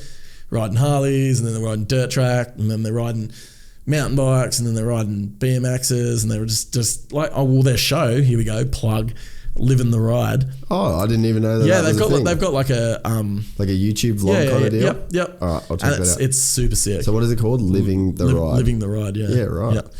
So they do that, which is cool. But like literally, like they just do it. They just live it, and they're just legends, which is sick. Yeah, that must be like. Because I know that's probably my favourite part of what I've done for the last 10 years is just like the people that you meet. Like, well, I just feel like it's so cool because you get to go along on those journeys with those people. Yeah, and you feel like a part of it. Like Caroline's Olympics thing, like I literally was just like, felt like when she crashed, I felt like my heart had been ripped straight out of my chest. I was like, fuck. And it was the gold thing. Yeah, I know. I was telling her about it the other day. What'd she say? She was like, oh, I've never thought about that. She goes, and I was riding a gold bike. And I was like, I know you. Yeah, so my whole bike was gold. And so, okay, hang on, stop. So reference back to our last podcast. We were talking about how like when you run gold stuff, you don't run gold stuff because bad shit happens to you. So we got like Toby, Price, one Dakar, then goes, oh, I'm fucking rad. I'm going to run the gold boots. And then some little Italian dude in Italy's like, I'm going to give Mr. Price the gold boots. I'm going to dip the boots. Yeah, and then he's like, yeah, good idea. Yeah. FEMA. No good. And then you've got Hayden Melross. We got, who else? Marvin. We had then Caroline. So we've created a theory that if you tempt the universe with gold before you've won the gold, this is if you're trying to win gold at anything. If you're trying to win gold, don't be like... If you're just like chilling and you want some gold shit, you're going to be sweet. You're going to be sweet. But if you're going for gold with gold... Nah. The universe is going like... Ain't going to happen for you. Bitch, you already got your shine. Yeah. But yeah, she like... It was funny. Like I said to her, I was like, I was on this podcast the other day and we were talking about like gold stuff and she's like, yeah. Never thought about it like that. Yeah, I had gold gloves because we had the gold like Swarovski gloves going on. Yeah. She's like, and I had a gold bike. And I was like, mate... Bump bow. No, what you won't be running next Olympics. Oh, big time. That thing will be yellow. Yeah, big time. Yellow, green and yellow. Matte yellow. Yeah. Just go flat. No sign of gold at all. Or can we make it out of Perspex? So it just doesn't even have a colour. Yeah, so that was crazy. But so like I just remember just watching that and her because she went out in that first race. To be honest, I can't really remember, but she did well in the first two, I think it was. And I was like, right, well, we're looking good. Like we're going to be in the top three. Like she's the favourite to win the gold medal. And you know, if my sister went and won a gold medal, I'd be so pumped. And she binned it, and I was just like, fuck. Lara Bingle, full Lara Bingle, and it felt like someone just put their hand straight into my chest and ripped my heart out. I just remember looking at it and then I just was like, just turned the TV off. I was like, I can't even watch that shit. And then the next day I wake up, she's on the front cover of the paper crying and I'm like, fuck. Yeah, it's real. Well, man, like my I guess like closely relatable. Gutted for you. Oh yeah, it's so gnarly. Like, cause you just know the effort. Dude, it's 4 years. That's the thing. And it's like, but they prepare. Like she would have finished the last Olympics, and then they've got a plan to get to the next Olympics. One, yeah. Well, that's what we were talking about in the car. Like it's the work that you're doing when no one's watching. Well, that's what makes everything. It's so easy to it's easy to work when people are watching you. Yeah, and it's like. You look at, the NRL, like those dudes, Friday night lights, the lights come on, you're G'd up, it's live TV, there's 50,000 people in the stands. It's fucking easy to just you're gonna forget have some about energy. Yeah, it's easy to forget about how bad your lungs are hurting and your legs are sore. Or even if you've had a fight with your girlfriend or whatever, it's any like of you're it. just in the zone. You're all good. Game on. Yeah. And that atmosphere like lifts you. But then 5 a.m. Monday morning when it's pissing down rain, and you got to go and do the beach, and you got to do the beach sesh. Yeah, exactly. And then it's like, but by yourself. Yeah. And it's just you versus you. But that's the stuff that matters. Yeah. Yeah, and that's like, and I guess with what we get to do, like a lot of times I get paid to document that. Yeah. So I'm like But privileged to see. You're like wearing the jumper and the beanie and not being dude, cold. for real. Or like when I was we're filming with Alden, so like we had Ken, Roxanne, Adam Cincerello. Oh, and those guys just be going through the pain locker and you're just chilling. I'm in a car with a camera and I'm like filming them out the back window and I'm just legitimately feeling like a dick. I'm like, that's my job. I'm chilling. You know what I mean? Or like when we did a commercial for the army and these like poor people, dude. So they're like crawling under barbed wire, right? Like doing the full army crawl in mud with barbed wire like just over the top and they're like snagging their helmets. Then they got a drill sergeant behind them. Just going nuts. Like full abuse, right? And then like it's already raining and then there's a dude with a fire engine smashing them with the fire hose. And I'm just like, and I've got like a rain jacket and I'm like pissed because my camera's like half getting wet.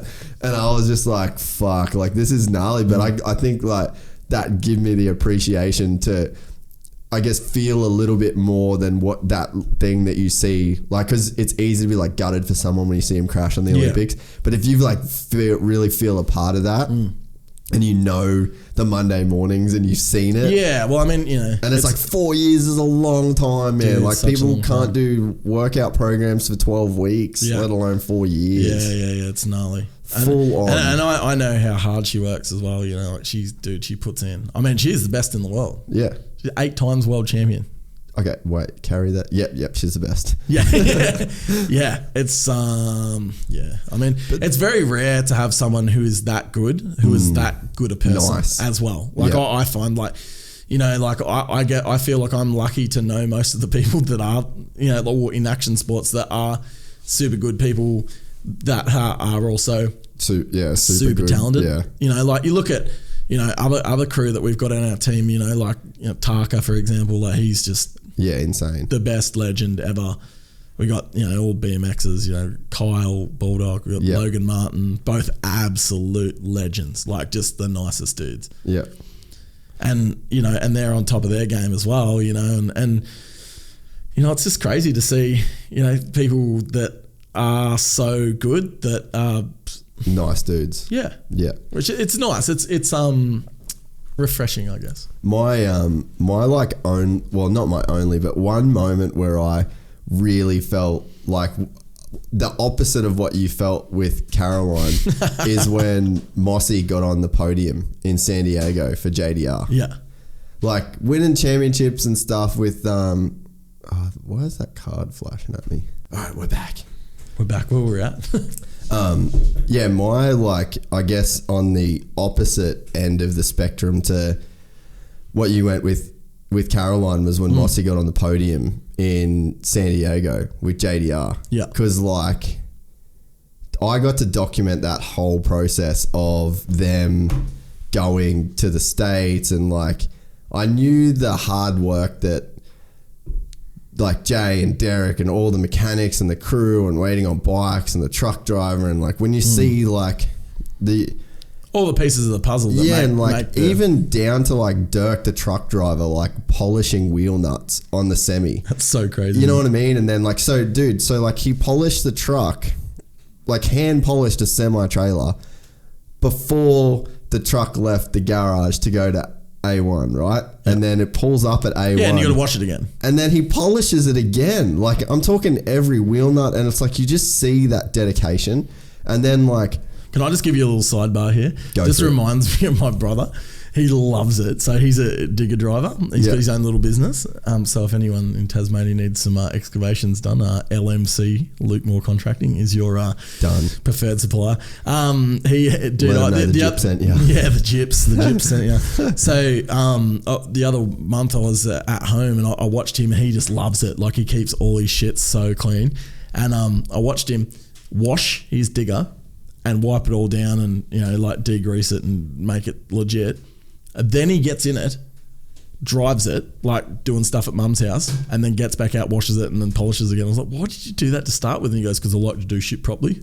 Yeah. Some dudes have that gear, man. Yeah. It's fucking awesome. I don't. No, I don't have it either. He got all of that. Yeah, I don't have any of it. But yeah, like, so then you'd sort of grind away with the Supercross thing, and like the team was struggling, and like you wouldn't get results one weekend, and your bike, like a bike would fail, and just have all these like setbacks that had sort of happened. And then when you like finally see the guys get on the box for the first time in a stack class, I think it was like Eli Tomac won. You know what I mean? And like, I can't remember who got second, but someone gnarly. Someone gnarly as well. Back in that day, who would have been like? It would have been like Eli. It would have been like, I don't think Barsha. Nah, I think it was like pre then. Anyway, I definitely need to look it up, but I'm pretty sure Tomac won. Okay. And but like to just be on the box and see everybody's work pay off, and like everybody felt that win. I guess like at that point, it's almost like thank fuck, dude, big time. It's like massively. Like to get thank God that happened, dude, for sure. Like, and you look at JGR.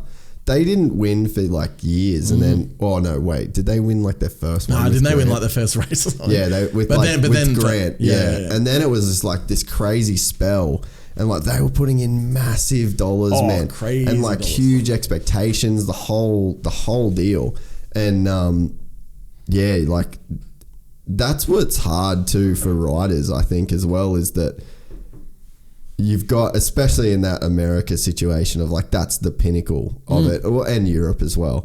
But like, you've just like all that shit is on your shoulders as well, of like the truck driver. You want to win for yourself, but you want to win for everybody. Oh man, like I guess you've got a lot. It's not like a situation like you and me, like with our work stuff or whatever. It's like, I might let myself down. It's like, man, you're like letting down like that's a like big crew of people that work super hard. Old mate's been polishing the nuts. Yeah, and that's the thing that like I was almost saying I'm scared of, is like having that like I guess in the reverse is like those people like letting me down in a way. But it's like, yeah, to have that weight of other people on you, like it's fucking heavy weight, dude. Oh, crazy. Full on. Crazy. And I suppose like for motocross dudes and like action sport, or like anyone who's like an individual sports person, like to see like the sacrifices that everyone around you make to get you to that point, I guess is like, fuck, that's gnarly. Well, that's what Dunge was saying in the podcast with him, is that he got like really tired of living this like selfish life, because you do have to be selfish. Everything's centered around you. Yeah, and dude, it's like you're getting up to go training to train you, and you've got to eat a certain way because of you, and you got to be. Well, not just that. It's like you got to make your wife eat a certain way. No, that's sort of what I was getting at. Yeah, like your mechanic's got to get up, and then you give him your bike, and then like you're done, but then he's got to wash it, and then he's got to frame it, and he's got to do that whole deal. So it's like you get this like little army of people around you, and dude, I'm like that. Like I get selfish to where I have my, like, you know, you get the tunnel vision thing. Oh, totally. And then I'm just like, well, I don't know, fuck the dishwasher. Someone else will do the dishwasher. Like I'm busy building. Hey, Ricky. I'm busy building a podcast empire. I'm not doing the dishwasher. You know what I mean? But it's like, it's not right. No. Like, but you get this, you get that one track mind, and it's almost like you have to be selfish in a way to have success at anything, I think. Yeah, oh, definitely. And it's, I guess, you can go about it different ways. You can go about it in a way, yeah, exactly. Like you can just decide to be You can go about it in a humble way, and you know, and hopefully, and thankful. But then, like, hopefully, what you can do is, and this is what I've always wanted to do, is like, you know, you want to bring people along with you for the ride. You know what I mean? It's like, you know, you can bring people. You know, it's what do they say? A hand up, not a hand out. Oh yeah, you like that one? I like hand up, not a hand out. I do like that. Goes with fist. So it's a hand. You should put that on a glove. Hand up. But I like the rising tide floats all ships. Yeah, or like lifts all ships. That's so it's like, because I think I mean, dude, I've even had people ask me with like podcast advice and stuff, and I'm like, nah, should I just fucking keep this little bit of You info actually to myself? kind of look like your logo just then. What's that? You just looked like the logo. That's funny. You were logoing. I was logoing it up. But yeah, you think like, man, I've done like a lot of research and I've spent a lot of money and Done all I've this like shit. bought a lot of shit twice because I fucking was too I keen. bought shit stuff and then bought it again. Yeah, exactly. And then it's like, Well, I've legitimately had people just straight up ask me, "Oh, can you just give me your factory details?" yeah, I mean, I've probably done that. No, but you know what I mean? It's just like, well, like, I mean, I always like to try and help everyone as much as I can, but it's like, fuck, you know. Yeah, there's got to be a point. There's like 10 years, 8 years worth of work. If it was 10 years, we'd be having a party. But 8 years worth of work, like in developing this product, you can't just be like, hey, here you go, here's the recipe. Yeah, exactly. Have the recipe. But then, like, I guess, well, yeah, you've got like IP in it, you know what I mean? Never like, actually thought of it like that, but I do have IP. Yeah, like it's like 8 years of IP. Like this is products, you know what I mean, that anyone can buy. So it's like, in I guess what I was saying is like, you know, you can get selfish and you can think of like just giving yourself a leg up, but it's like, man, you just don't know the result of helping someone or giving somebody something. Like, you know the result of not helping someone. Yeah, totally. Like, it's a dead end. But you know, you give someone some advice if you be well, you know, hopefully it helps all of you out. Right? Exactly. It's just that whole, if everyone starts to win, you can all can all win together. And like, I think that maybe our little group of guys that was around in like that 2008 era of MX Nationals, like, that was such a crazy core little group of us. So funny. It was sick. Like, because even like Mick Sinclair, all the time, I always think, I just imagine if we could go back. It's so sick. I would like I would love to take a trip. You know what we should back do? We should have a reunion. We really should have a reunion because, like, who are the, like, you got Guy Streeter, full blown legend. You got like Mick Sinclair, rode with him on the weekend. Yeah, we did. That was sick. You know, you got Cam Williams. Yeah. You got like Kale Wallace. No, yeah, well, dude, sort of. No, I was gonna say KY, which is Cam's, old Cam's Cam nickname. Williams. Cameron with a Y. Yeah. KY. So like, yeah, all those people, like, Mick Sinclair, Scotty Runtsman, Johnny McLean, like all those guys, and it's like even like Natalie Candace. Who's that? Remember Nat? Like, she was at, well, she's Louis. Oh, yeah. But she used to work at Monza. So she, when Mick couldn't go, she would come. Yeah, I do remember her. Yeah, she's one of my best friends. She's the biggest legend. But yeah, that whole, it seems like everyone sort of just, like, everyone went and did stuff. Yeah. And I think all it's different like, stuff too. like crazy different stuff. But it was like, I think it was a case of that, like, rising tide. Oh, definitely. I speak to everyone still in that crew, and I ask advice of all of them all the time. Well, I mean, that's the thing. Like, you know, I mean, that's what friends are for, right? Yeah, no, I think it's just cool though that I think that everyone had that mentality of like, dude, we're all like $500 here, sponsorship. But like, we're all just sponsoring each other. It was like whoever had money at the time was like, totally. You know what I mean? Like, I sold. But it was funny because like, it was always like, sometimes like we were like working for conflicting brands and this kind of shit. That's the coolest thing with you know, like when I was at Rockstar, I used to just hang out with like Dave Ellis and Adrian and everyone from Monster flat out, like. And people would be like, oh, you know, what's the Rockstar dude doing in the Monster truck? And they're like, fuck, he's our boy. Yeah, it's all good. Let him go. He's even sweet. Like Kelso was super cool. Like that. Kelso's fucking legend. He's cool dude. And that's another business mentor that I had. Like, man, I learnt so much shit from Kelso. Yeah. Like, he was another dude that could party the doors off and then work. But like, life shit as well. Like, he's fucking just the best dude. But yeah, he used to be good at partying and then sacking up the next day. Yeah, yep. Getting everyone out of bed. So sick. He's got like a little family now. He's got a daughter and yeah, he's doing really well. Yeah, he's such a legend. Dude, I remember one time, it was a Super X round back in the day. Super X. And I went to, like, I think, was Kelso like renting an apartment in Melbourne? Sydney. No, it was in Sydney. All right, yeah. So I remember we all went out that night and I was talking, because Kelso's the dude that gave me like my break to America. Yeah.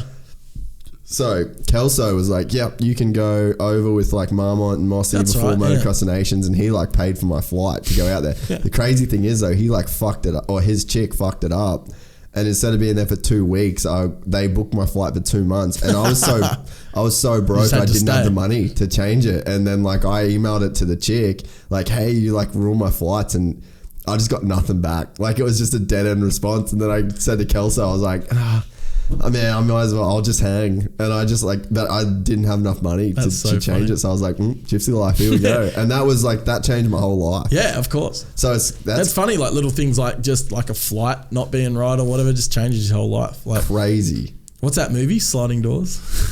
I don't know. It's like all got to do with like, anyway, whatever. Watch it. I'll Google it.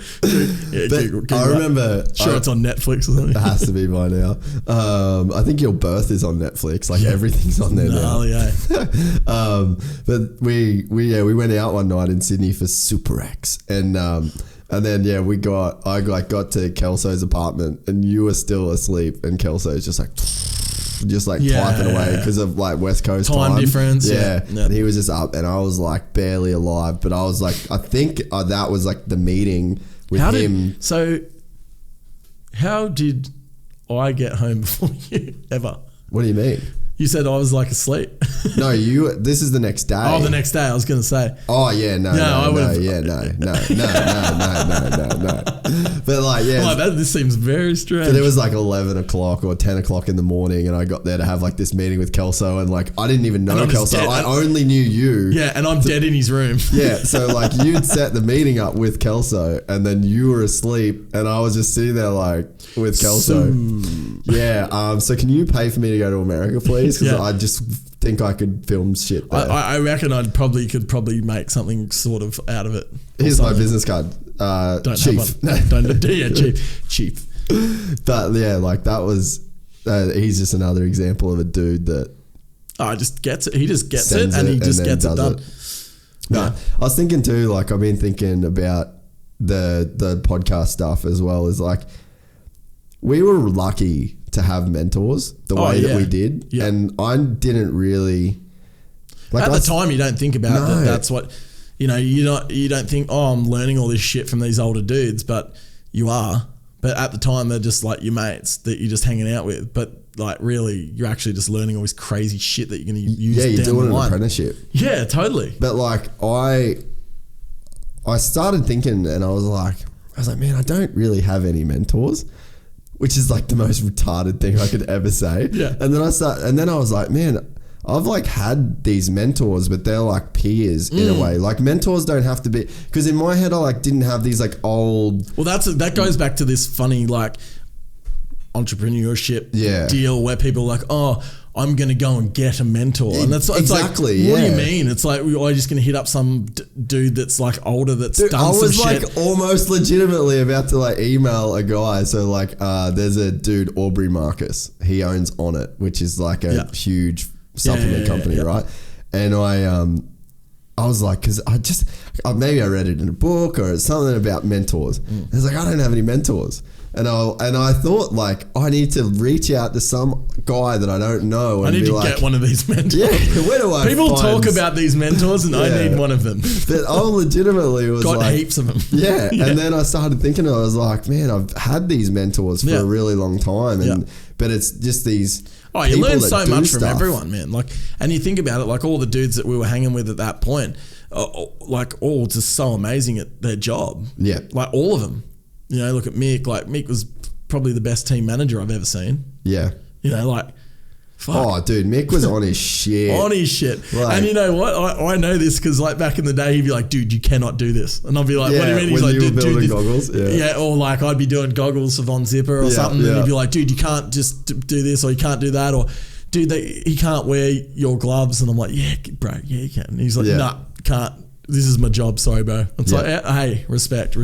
Dude, he was really, on it. He really was, so on it. Yeah, he I learned a lot from Mick. Yeah, and that's what I'm saying is like, you have those guys, but you don't really consider them mentors. But I think that until later when you're like, oh fuck, I learned all this shit from these people. Yeah, and I think that we're lucky in the sense that, so I guess it's like step one, get some skin in the game. Any fucking game. Like if you like, you know, whether it's jiu-jitsu or Whatever. it's fucking motocross or if it's BMX, like, dude, I gotta tell just get involved. dude, the fucking story. Volunteer or help out or... This is the story, right? Okay, I'm ready. This is the one. Ready. Do you know Jason Wygant? Yep. The voice of fucking motocross. Yep. That guy was a flagger at High Point Raceway. No shit. I'm not like just a flagger. I got drunk with him once, right, in America, and he told me that what did he say to me? He goes, you are everything that's wrong with Australian motocross. And I was like, I didn't even really ride. And he's like, and he just started laughing. And that was pretty much that was pretty much the combo. Dude, he's the shit. Yeah, right? yeah, amazing. He started as a flagger at He's High like Point. a fucking motocross dictionary. Yeah, and now You'd ask him about anything. the third corner of the second race of something at High Point in 1990 fucking one. Yep. And he was halfway there. through the moto and he will tell you exactly what happened. Yeah. It's But that's an example of a dude that, like, he didn't sit there and be like, I want to get in the motocross industry. He just lived and breathed it. And he fucking got some skin in the game.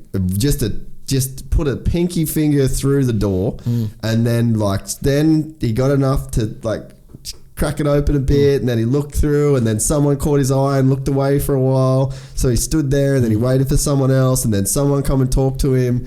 So it's like, it's not this thing of like you go in and the red carpet's rolled out for you. No, like, it's definitely dude, not. I remember I thought for the longest time Mick Sinclair thought I was a dick.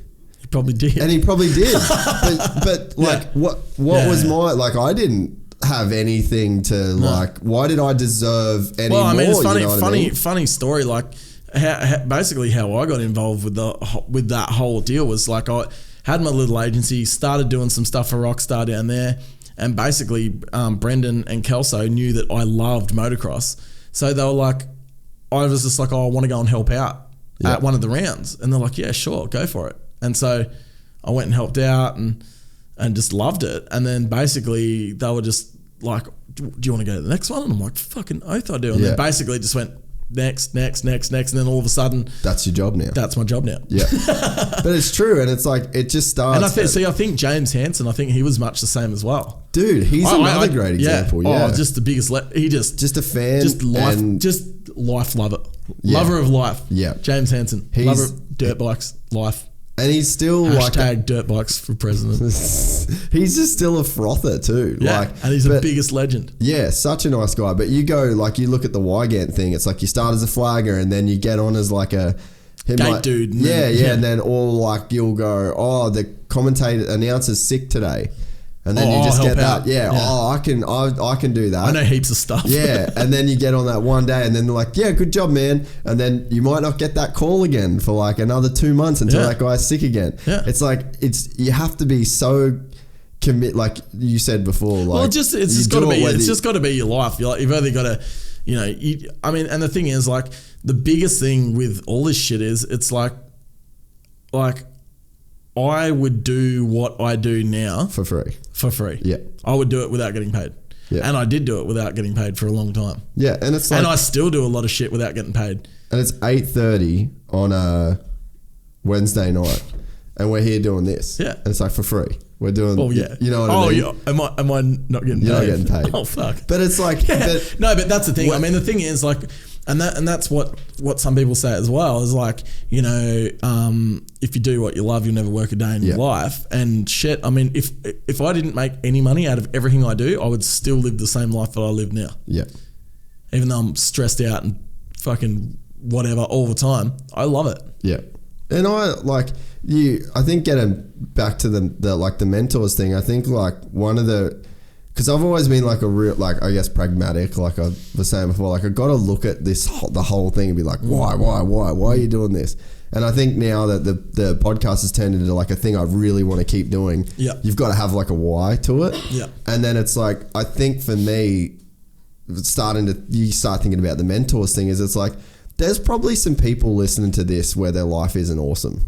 And they're doing a thing that they don't really want to do, and they don't really know how to change it. And then their mates might be keeping them down, or their mates might be just like. One of the biggest things is you just got to surround yourself with good people. But that's what no I'm matter saying what. is like, how do you surround yourself with good people if You just find one, and Yeah, then that- you find two, and then you find three. But maybe that good person is Sam Moore on a podcast. Oh, who You know knows? what I mean? But that's sort of Yeah. that's like what I'm thinking, and especially with some of the messages we've got of people that have been like really pumped, is like there's some people out there that probably don't know where to look, and it's not out of being. You know what? Like, I mean, I know that, like, for me, like, I love,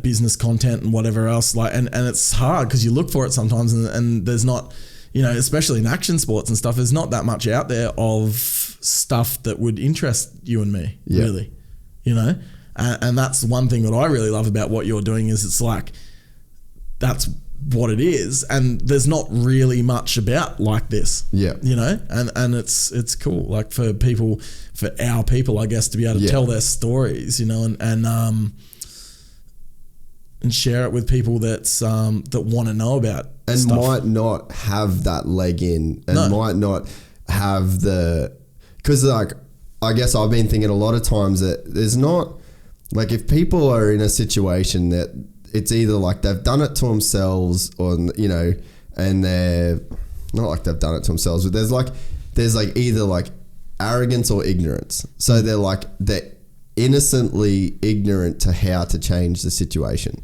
through, like, whether it's their parents and their friends, their economic status. That's so hard though, because like, I mean, I'm guilty of it, like, right now. Like, it's so hard to, like, you just get, like we say, like, you get stuck in what you're doing, and it's like, shit, like, I want to do this or that different, but it's not always hard. Yeah. Like, it's not always clear how to do it. how to do anything, really. Yeah, and that's what I think I've enjoyed with this is, like, if someone I'm giving someone Sam Moore, like, you're a mentor of mine in a lot of ways, you know what I mean? And Robbie's a mentor, and like Adrian's a mentor, like, there's these people, and it's like, if you're stuck in a situation that's not that good, there's always certain situations or certain things that anyone in your circle can help you with. So it's like, for me, for example, like, there's got to be situations where I'm like, well, fuck, who's the person that I need to talk to about this? And it's Jace. Yeah. You know what I mean? Or it might be Adrian, or it might be, whoever. Yeah. Mato, Yeah, and it's like, I think If you want to do something really gnarly or talk real deep, you talk to Mato. Yeah, exactly. But it's like, so you said, surround yourself with good people always. Yeah. If there's not good people around, You find them. yeah, like, you have to. There's good people everywhere. Yeah. Good doesn't necessarily mean successful or whatever. Like, sometimes good people are just good, positive people. Dude, have you met Azza? Yeah, I know Azza. Yeah. So that, like... No, hang on. Who's Azza? Explain for the people. Yeah, so I was going to say, that Azza is like... He's like your mate that you grew up with in Cairns. Yeah, so like, he's 49. Nah, Yeah. he's like 42. Veterans champion. He's a world veteran champion. Shout out to Aaron. But Mad dog. So he's a guy that, because I'm the oldest in my family, I never had an older brother. Yeah, he's your older brother. He would be like legitimately my older brother. Yeah. I'd have like, if there was a paperwork where I could be like, oh yeah, so he's now my legal older brother, I'd just do that. Yeah. But he's not a specials, like, you wouldn't say that. Well, he's a fucking veterans world champion. But in terms of, like, from the outside looking at it, if you met him at a pub and you go like, oh, what do you do? And you'd be like, oh, my name's Azza and I bloody dig holes. I love drinking piss. I sink beers and fucking kick ass on a moto. But like, if you looked at like, he's not Robbie Madison. Yeah. But like, that guy is just a solid legend. I can go to him for anything ever. Yeah, and I mean, that's what you got to find. Like, that's what you got to carve out, is like your circle of people that you can go to and discuss anything with. Like, I was so lucky. Like, I had a really, really good friend called Pete Nash, and you would have met Nick, his son, he runs all my FIST stuff in the US. Oh, yeah. So Pete, I just randomly, actually, crazy story. So I actually met him in Peter Stevens Motorcycles. I just walked in off the street, walked up, and I was just looking at all this shit and all the cool pro circuit stuff in the cabinets and whatever else. And he was working in the store. Comes up, hey man, how are you? Blah, blah, blah. Got talking to him, just got along really good. And he's like, oh, here's my email address. And I'm like, oh, sweet. And he's like, yeah, I'll send you some, because he was American. Is he still? No, well, he passed away. So he's still. I'm getting to that. What a dick. No, Jace, you're a dick. So he was Australian, but had spent 20-something years in the States. And so he, dude, Krusty Demons of Dirt 1. Yeah. You watch Krusty Demons of Dirt 1, his name is third on the credits. Really? No shit. What for? No, he was like involved in making Krusty. No shit. Yeah, full OG. So anyway, like we met and he's like, oh, and I was looking at all this cool stuff and he's like, oh, you're into all the same shit as me. He's like, what's your email address? I'll start sending you some stuff. Dude, that night I opened my email and the dude had sent me like 50 like just stuff, like just emailing me all this moto shit, and I was just like, fuck, how good's this dude? And then I used to talk to him every fucking day on the phone, every day. That's so and sick. he was like he was 20 years older than me. No probably. way. Yeah.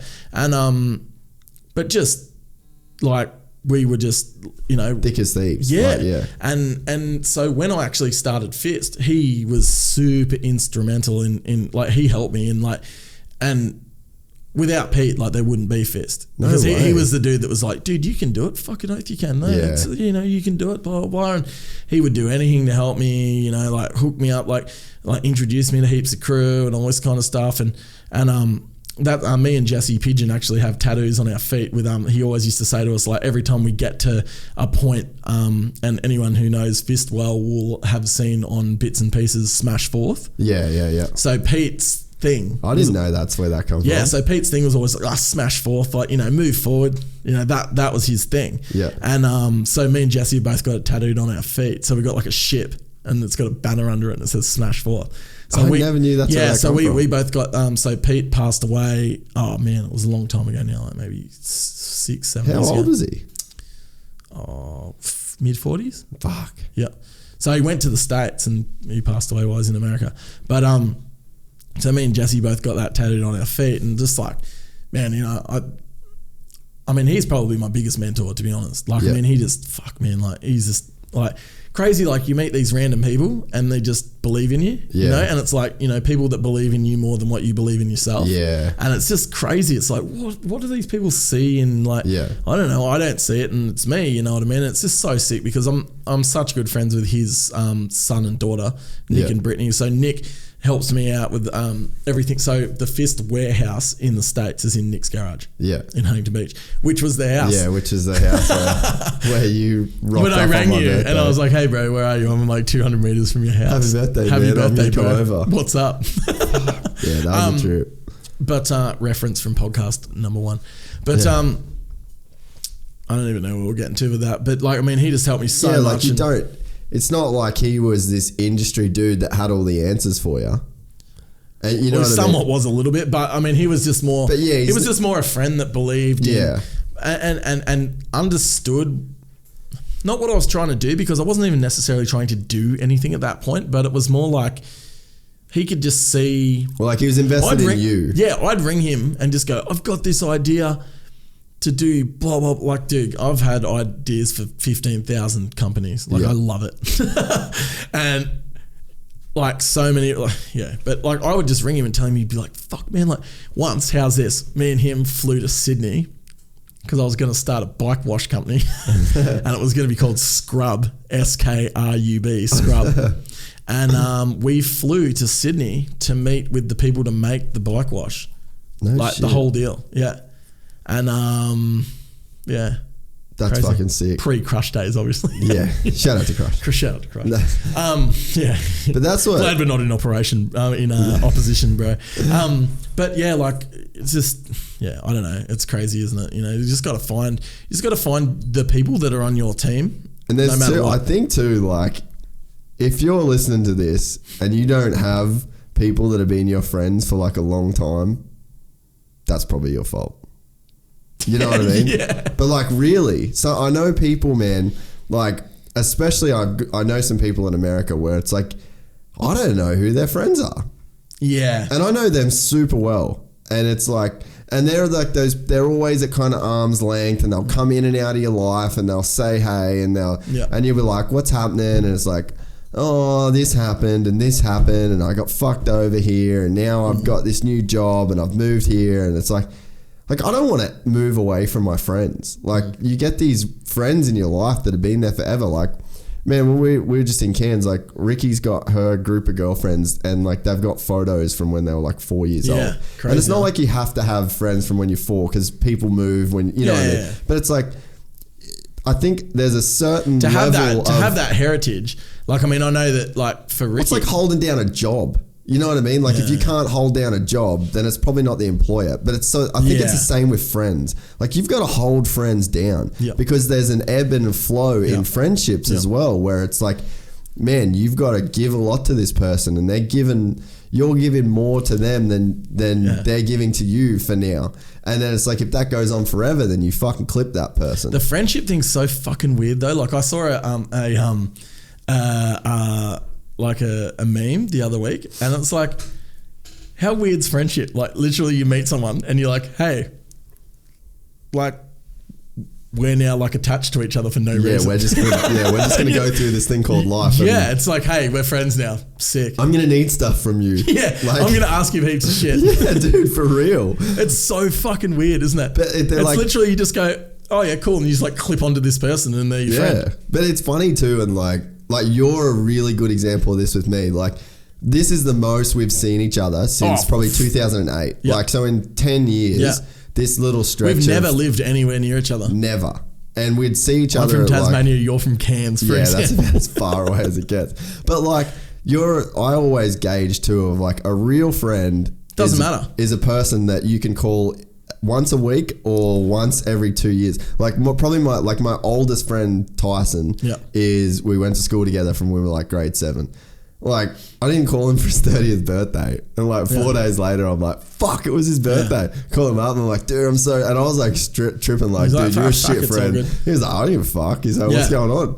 You know what I mean? It's dude, I'm exactly the same. I've got like some of my best friends in the fucking world, like my boy Geordie Hooper is like fucking same deal. Like, we've been best friends since grade 7 or some shit, and then like I'll literally go like 3 months and not speak a word to him, and I could call him like tonight and be in Tassie and be like, hey bro, I need you to pick me up from the airport, and he'd be like, yeah, sweet bro, see you in 20 minutes. Yeah, 100%. You know what I mean? You'd like, dude, you know, like 100%. not speak to him for a year, and it's just like, yeah man, sweet. Like, and I've got so many friends like that. Like, you know, Will Kendall, one of my best friends, is the third chapter guy. Same deal. Like, I will honestly go like 2 months without speaking to him, and I'll just send him a text going, hey Will, and he'll be like, been meaning to call you bro. I'm like, yes, same deal. Yeah, I know you have.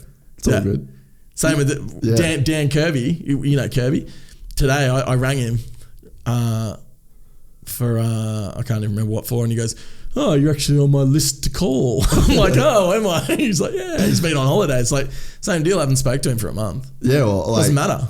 Dude's my best mate. Yeah, they don't care. Give a fuck. Dude, as of today, like, I've been playing phone tag with him for a little bit, but I mean, in all honesty, I just didn't even try and call him for like 3 weeks. Yeah, he's just been training for world bets. Just been shredding. But like, I call him, haven't spoken to him in like probably a month, and then he goes, oh, are you driving? And I was. Because he knows that like the only time I ever call him is when I'm driving between Brizzy and the Gold Coast. But then like when I'm in America, like he's fucking 40, he can't use his phone for shit. So like I try and FaceTime audio him, and like my fault too, I probably get a new number every time I go there. Yeah. And he just declines my shit, man. So like if I'm in America for a month, he just declines every phone call for a month. It's funny, like me and Cam Williams used to call each other all the time, because we were both fucking road warriors. Like he was on the road for Liat or whatever, and I was doing, I don't know, I just do a lot of driving. No matter what job I do, you're in the car. I'm driving long distances. Or driving a QMP 2 days in a row because you're a savage. I don't know. First day left a lot to be desired. The second day was fun. First day, I had a few little shoulder problems on the weekend, but that's all right. I've learned that when you want to ride a screaming eagle, sometimes the screaming eagle doesn't want to be ridden. No. This weekend, the screaming eagle did not want to be ridden. Nope. You have to realise you're dealing with a wild animal. Yeah. You know what I mean? Oh, dude, I get it. Like, but the thing is with mine is that reliable. Like, starts second kick. Yours sounds so much better than mine too. Like when I was street. Well, but for example, like mine's meant to be like what it is. Yours is just like a Just a Frankenstein. It's a Frankenstein. You know, mine's a stocker. So I was out on track. I have a YZ250 two-stroke. Two-stroke. Just so like what? 20 what? Because now we're talking, shit, and no one knows what we're talking about again. 2014 YZ250. So it's practically brand new. Practically brand so new. In the scope of two-stroke life, that's brand new. So the Screaming Eagle is a 1998 CR250 motor. In what? In a 2010 CRF 450 frame. Shout out to Rapid Fab. Yeah, Rapid Fab. And yeah, so Guy Streeter came riding with us the other day, and he was the dude that was doing moto films before me in Australia for people. Yeah, all MXRs and Loam. Heck was Loam 2. Oh, I legitimately love that. So funny, shit, the other day I introduced him to Walshy, the dude, the new school filmmaker Walshy. Nah, I haven't met him. He used to work at MX Store, and now he's out on his own doing his thing. I didn't know that kid. And so anyway, Josh Walsh. And so I introduced Streeter to him, and I go, this is Loam. I'm like, so this is Guy Streeter. Have you ever heard of like Loam and MXRs? And he looks at me real confused and goes, nah. Oh, please, son. And Streeter goes, don't treat yourself to them. But how good were they back in the day? Oh, I love that shit. Sick. Oh, that was before I knew some of those riders were dipshits too, so I could funny. fully appreciate it. Yeah, it was sick. But yeah, so Streeter. My favourite video back in the day was Horizontal. Did you ever watch that? I never saw that. It was sick. It had Danny Ham riding in the dunes. Ham off the bone. Oh, so sick. Oh. Milli Yamahas. Black, yellow Milli Yamahas. That's pretty savage. Oh, and Lethal Lee Hogan. He was also riding. Dude, yeah, so we're on the track at QMP, and Streeter, I can't remember what I said, but I was like, because the Screaming Eagle was playing up. It was playing up. It was like a second-hand lawnmower. It was kicking up. Or like a 98 CR250. Yeah, it was kicking up a stick.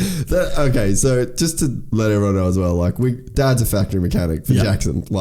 So the bike's going in the shed, and he knows it. Put it this way, Pete knows what he's doing. Yeah, so he knows. We bought the thing, and we started it when we got it. So it was like a Craigslist deal. Like I think it was $2,000 or something. It's Gumtree. We're in Australia. It was Gumtree. Come on, bro. So then Craigslist. We went up there, and I said to Dad, I was like, it's in Logan, and Logan's massive. So it was pretty much at QMP, and Dad was fucking off it. Like he was so pissed. Just got home from work. And I was like, come on, let's just at least go look at this thing. So what did you do with the old frame and shit? Have you still got it? I don't know.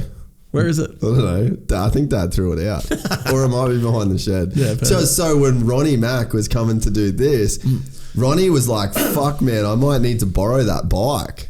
And I was like, yeah, you can have it. Like, if you fucking go for it. But Dad was going to have to put it back in the old frame. Oh, heavy. Yeah, fucking terrible. But so he ended up buying one because he's Ronnie Mack. Yeah. And but yeah, so that's actually in Bailey's office. Yeah, I saw that. So sick. Dude, Ronnie's a legend. Ronnie's coming on the podcast. Yeah, Ronnie. That's going to be sick. Ronnie actually signed. Why don't you do a fist thing with Ronnie? Ronnie signed a fucking PBR can. Empty PBR can. Why don't you do a fist thing with Ronnie? We should. Shout out to Ronnie. Can you write that down so that we don't forget that? Yeah, we're doing that. Ronnie, we'll extend the. It's going to extend the olive tree. Is that olive branch? It's going to be fingerless. Yeah, we have to do that. All right. So, fuck yeah. So we start that. We go to this dude's house, and then he's like, "Dude, as quintessential, no idea about motocross as it gets." This that was awesome. Notification. It's like just no idea, and he was like, oh, it's just had a new piston and rings, got a new power band, like full no idea, and then. And I was just like, yeah, okay, sweet, no dramas, mate. And then we started it, ding, ding, ding, ding, ding, ding, shut it off. That's all we did. That was it. So then we decide to order like the whole frame mod kit from the US, brand new radio. Like it was just one fuck up after another to build this thing. And so the reason I was trying to do it, you could have gone about that a way easier way and just bought a YZ250. No, mate, I bleed red. Anyway, whatever. But so the idea was, and this is the worst part of the idea, is it was for the Transmoto 6 hour, which is a fucking enduro race at Conondale, right? What a shit bike to ride in that. It was the worst thing I'd ever done. Like, I love that event. I'll try and, wherever I am in the world, I try and go back to race that event every year. You have to do it this year with us. I did the 12 hour last year. Oh, you did it with Robbie? Fucking killed me. That's right, yeah. Interesting story, sideline. just remember where you're at there. Before the last lap of the 12 hour, I had to do the last lap. Like I thought that I'd escaped it. Because Robbie jacked himself. Yeah. Well, this is about 6 hours after Robbie hurt himself. Yeah. But I picked up a Red Bull can that was on the table and drank some of it, and it had a wasp in it. Oh. And the wasp bit the inside of my mouth, and so for the last lap, my lip was like, are you serious? Yeah, like this, and I was like drooling all over myself, and it was, you're fucking so kidding. heavy. I came back in and Joel Ryan's like, oh my fucking God, look at your face, bro. And it was like. That's heavy. Dude, yeah. We, speaking of drooling at Derby, I got a custom GoPro mount. Off your mouth. With duct tape. Yeah. And like a helmet thing, and I like ride with it in my mouth. And we did Atlas, so like the run that you did at Derby. So I did that whole thing with a GoPro in my mouth. Gross. And I was and I could feel it like off all your in my beard and shit. It was the grossest thing ever. And then we stopped, and I was following my mate Ryan Delarue. And he would just turn around. Absolute legend, by the way. He's the fucking biggest mad dog ever. Sickest mad dog. And he just turns around. He's like, oh, that's fact. Yeah, and anyway, I'm just like taking it out. Wait, where were we? Screaming Eagle. Before I sidelined you. So we get this thing, just ding ding ding ding starts. Yeah, no, it should be sweet. And then then the fuck around begun, man. Of like nothing fit. Like I sold it to Dad. Like, mate, sold the dream to Pete. You've just got to bolt the thing in. It's fucking practically does it itself, Dad. Pretty much does it itself. You've been working on these high maintenance 4-strokes. This is a 2-stroke. Like just bada bing, bada boom. Yeah. Works perfect. No. So yeah, just one fuck up after another. Like Matty drove to get radiators from like North Brisbane, like because we got a deadline of 6 hour, right? Yeah. And then Rapid kills it. So like Rapid side. So Rapid does like his part of the deal. Rapid really held up his end of the bargain. Dropped it off Friday, got it back Tuesday, motor in frame, lined up, looked like it was meant to be there. Like a bought one. Looked like I bought one. And then yeah, so then it was just like this fuck around. And then Matty Kuipert and Scott Saul are there in the morning. Like we still hadn't started the bike. So Dad's like trying to wire it up and Sawley's like rewind because everything had to be rewired because like the ignition's in a different spot. And so then we start it and I'm like bing bing bing, oh sick, works. And so I go out onto the road and I'm like I'm like, that doesn't sound right. And then Matty Kuipert's like, nah, the power valve's got carbon in it, blah blah. So I was like, yeah, fuck yeah, Matty. No, that's what I thought too. Yeah, no, sweet. So what? How do we fix that? No, like I know how to fix it, but I want to hear what you do. Yeah. I just want to see how you do it. And so then like another 2 hours, get up there, and I was just frothing so hard. So the plan was, because I raced it the year before, and you'd go on the grass track first. So I was like, dude, all I want to do is ride. Just tear holes in this new grass track. Just go this grass track first. And I was like, fuck the enduro. Like, I don't care about I don't give one fuck about it. Yeah, I don't need to ride this enduro track at all. Oh, come off that. What am I on? The foam shit. I don't want you to pull it off. Be awkward. Are we on? Yeah. Was I snagging? Yeah, snagging a tiny bit. Sorry, guys. So I was just like, all I want to do is hit this grass track first.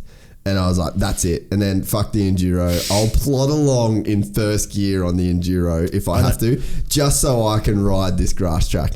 And then get there, the enduro's first.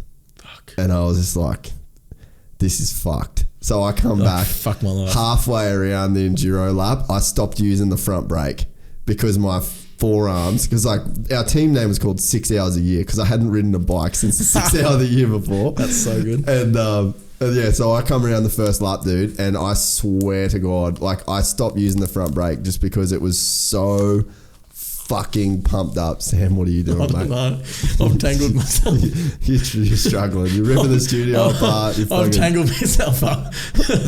I've done a Todd. Yeah, the pretzel. I pretzeled. But yeah, so anyway, so that one, man, 6 long hours version. Yeah, 6 hours a year was our team name. That's so sick. There's an article on Transmoto if you want to read about it. How's Bushy and Gobber's team? What was it called? And maybe Brownie was on the team as well. It's called the one that's just been. They're called the Flying Foreskins. That's like the best thing about the event. Like You're almost a douchebag if you win. You know what I mean? It's kind of like, well, did you came to win? Yeah, it's like, oh, you're here to like try. Oh, we're here to get like kind of shit faced the night before. Dude, I got, like, before the laughing 12 at hour, everything. I got so fucking wasted and I just slept in the back of someone's trailer just in a sleeping bag, and it had been raining, and I woke up in the like, and they had like, you know, in those old school trailers that they have like the well, like to put your wheel in to tie it down, and this one didn't have any holes drilled in it, and I woke up, and my foot and my whole sleeping bag was just wet from just. I don't even know what from, but like I'm talking like tea bag wet. Like I picked it up and it just all streamed out the bottom. I'm like, fuck. Dude, me and Ricky slept in a one-man swag, like, and I was snoring my head off. Ricky's like smushed against the canvas, never slept in a swag before. And I was like, yeah, so this is motocross. This is what we do. So swags are fun. It's really cool. You're going to love it. You come and do it every year from now on. Fucking sick. Yeah, it was not fun. But anyway, so what my point was for that fucking ridiculous, elaborate story was that we haven't done anything to the bike except pull Started that it. power but no, but that's until last week. Clean the carbon out of the... That's until last week. Yeah, so loves like it. we still have not done anything to that bike. So I get midway through what you would loosely call a moto, QMP natural terrain track. Yeah, but the week before... Willowbank. Willowbank, you before. did good. Yeah, it was all right, and it was running fine, except the forks. I rode Maddie's bike Because you're in your element. in the sand. Far North Queensland. North the Queensland deep, loam, yeah. Deep sand. But yeah, so we hadn't done anything, and then I get halfway through this ride at QMP, and I'm just like, this thing sounds fucked. Like it's about to blow up, and I just knew that if I blew that bike up, it was not getting fixed. Like the nationals were about to start, like. So I just pulled in, and then it turns out all it was is my muffler bracket broke, and my muffler was falling off. So we just team zip tie racing, perfect. and got away for another ride. But so back to the original point, Streeter was behind me on the track. That's how far back we had to go. Oh, heavy. Streeter was behind me, and I was like, dude, do you think this thing sounds like it's gonna blow up? Because I was like still stressed. He's like, nah, this sounds like a 98. I was just like, oh, fucking hell. So true though. Because you can't really They're rattly. hear it. Those things are rattly. And then I heard him go past yours. And like I heard him go past on yours, and it was so like crisp and tight and sounded good. See, I don't know. But compared to the maybe compared to Eagle, yours, but mine. Mine sounds like it's got a like mine definitely needs some attention. Needs a little bit of work. Bring it to the shed, mate. Yeah, well, there's no room in the shed. It's in Maddie's shed at the moment. So it's like halfway there. But it needs a rebuild and shit for sure. Like I've had it for like 4 years and I haven't touched it. So you got that thing new? No. Semi-new. Yeah, it was a year old when I got it. Yeah. And like I've literally just I've probably changed the oil in it like 3 times. How good are 2 strokes for that though? Yeah, so sick. And then you just got to make sure you got clean filters in them all the time. Yeah, I changed my filter for the first time. Yeah. For the other day. Because of just the loam at Willowbank. Oh, you just don't. Willowbank, if you're listening to this podcast, please make all of that track sand. All of it. Every single bit of your natural terrain track needs to be sand. It's sick. I'll go there every weekend. Everyone else will too. Yeah. That's my crowds, you won't even be able to hold them back. Yeah, you will not. It was good. I was impressed actually with Willowbank. I was pumped on the because I actually haven't ridden in Queensland at all until Willowbank. Really? Yeah, and I've lived here for nearly a year. That's bad, isn't it? Yeah, but I guess it's the crew. You got the crew now. Yeah, exactly. So I've done Willowbank now, and I've done QMP 2 days in a row. Haven't done that pretty rad. Since like C grade title days. I was driving home. I was like, man, I feel pretty good. And then I got like that night, I was just watching Bachelor in Paradise and just going, I am fucked. Well, dude, how was I? After the first day, I fully binned it straight on my shoulder. I didn't think I was going to be able to ride the next day. I couldn't lift my arm up or nothing. But what was our logic for you to go ride the next day? Because I thought it would make it better. No, we were like, well, Todd could probably ride with one arm as fast as we do, so surely you can. Yeah, you go. Well, you're not riding that fast. So I said we're pretty slow. You'll be fine. Yeah, you'll be fine. Which is true. You got to get your brother on. Hey, you got to get your brother on. Why? I don't know. Nah, fuck him. Nah, you got to get your brother on. I don't know. I thought about it, but I just don't know. Like, you have to. I just don't know how I'd go about. Yeah, I think he would. I just don't know how I'd go. Like, interviewing him in that Maybe way.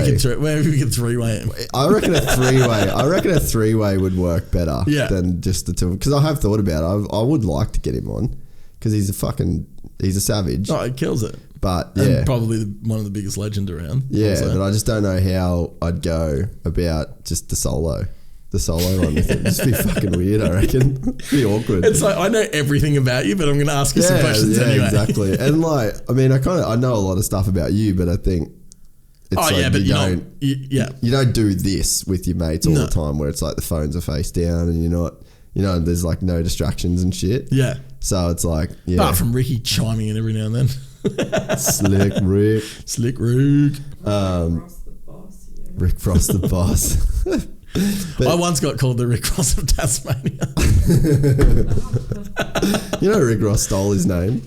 Really? Yeah, I fucking can't listen to his shit anymore. What do you mean? Dude, I'm going to about to ruin Rick Ross for you fucking ever. Okay. So there's a Netflix doco. How have I not watched this? Can you please Google that real quick? The Rick Ross Netflix doco. It's full on, dude. Like, I cannot listen. Is it full just ratting him out for being a... it's heavy. Is he dead? Did he die? Or is he still... Who? Did he die? The real Rick Ross? Yeah. What? Can you just double check that as well? Mate, she's Googling. Just leave her alone. Did you... What? Give her a second. So before checker. Because I know that he had like a seizure or something and he's like all fucked up. Like the real, like, so rapper Rick Ross. So what happened, right? So there's this dude called Freeway Rick and his name was Rick Ross. Like that's his actual legal name. Rick Ross, the rapper, that's not his name. Like he changed it to Rick Ross, right? Yeah, right. So... Yeah, freeway crack in the system. Crack in the system. Freeway crack in the system. So everybody Netflix the shit out of that document. Yeah, so Rick Ross... Real Rick Ross was called Freeway Rick, right? And so, like the whole Watergate, Nixon, like them basically using like Colombian, was it like Colombian or it was like drug rebel money. I'm pretty sure it was Colombian. So basically like the Nixon government wanted to arm rebel fighters. So then they used like cocaine money. My brain's already, I'm like,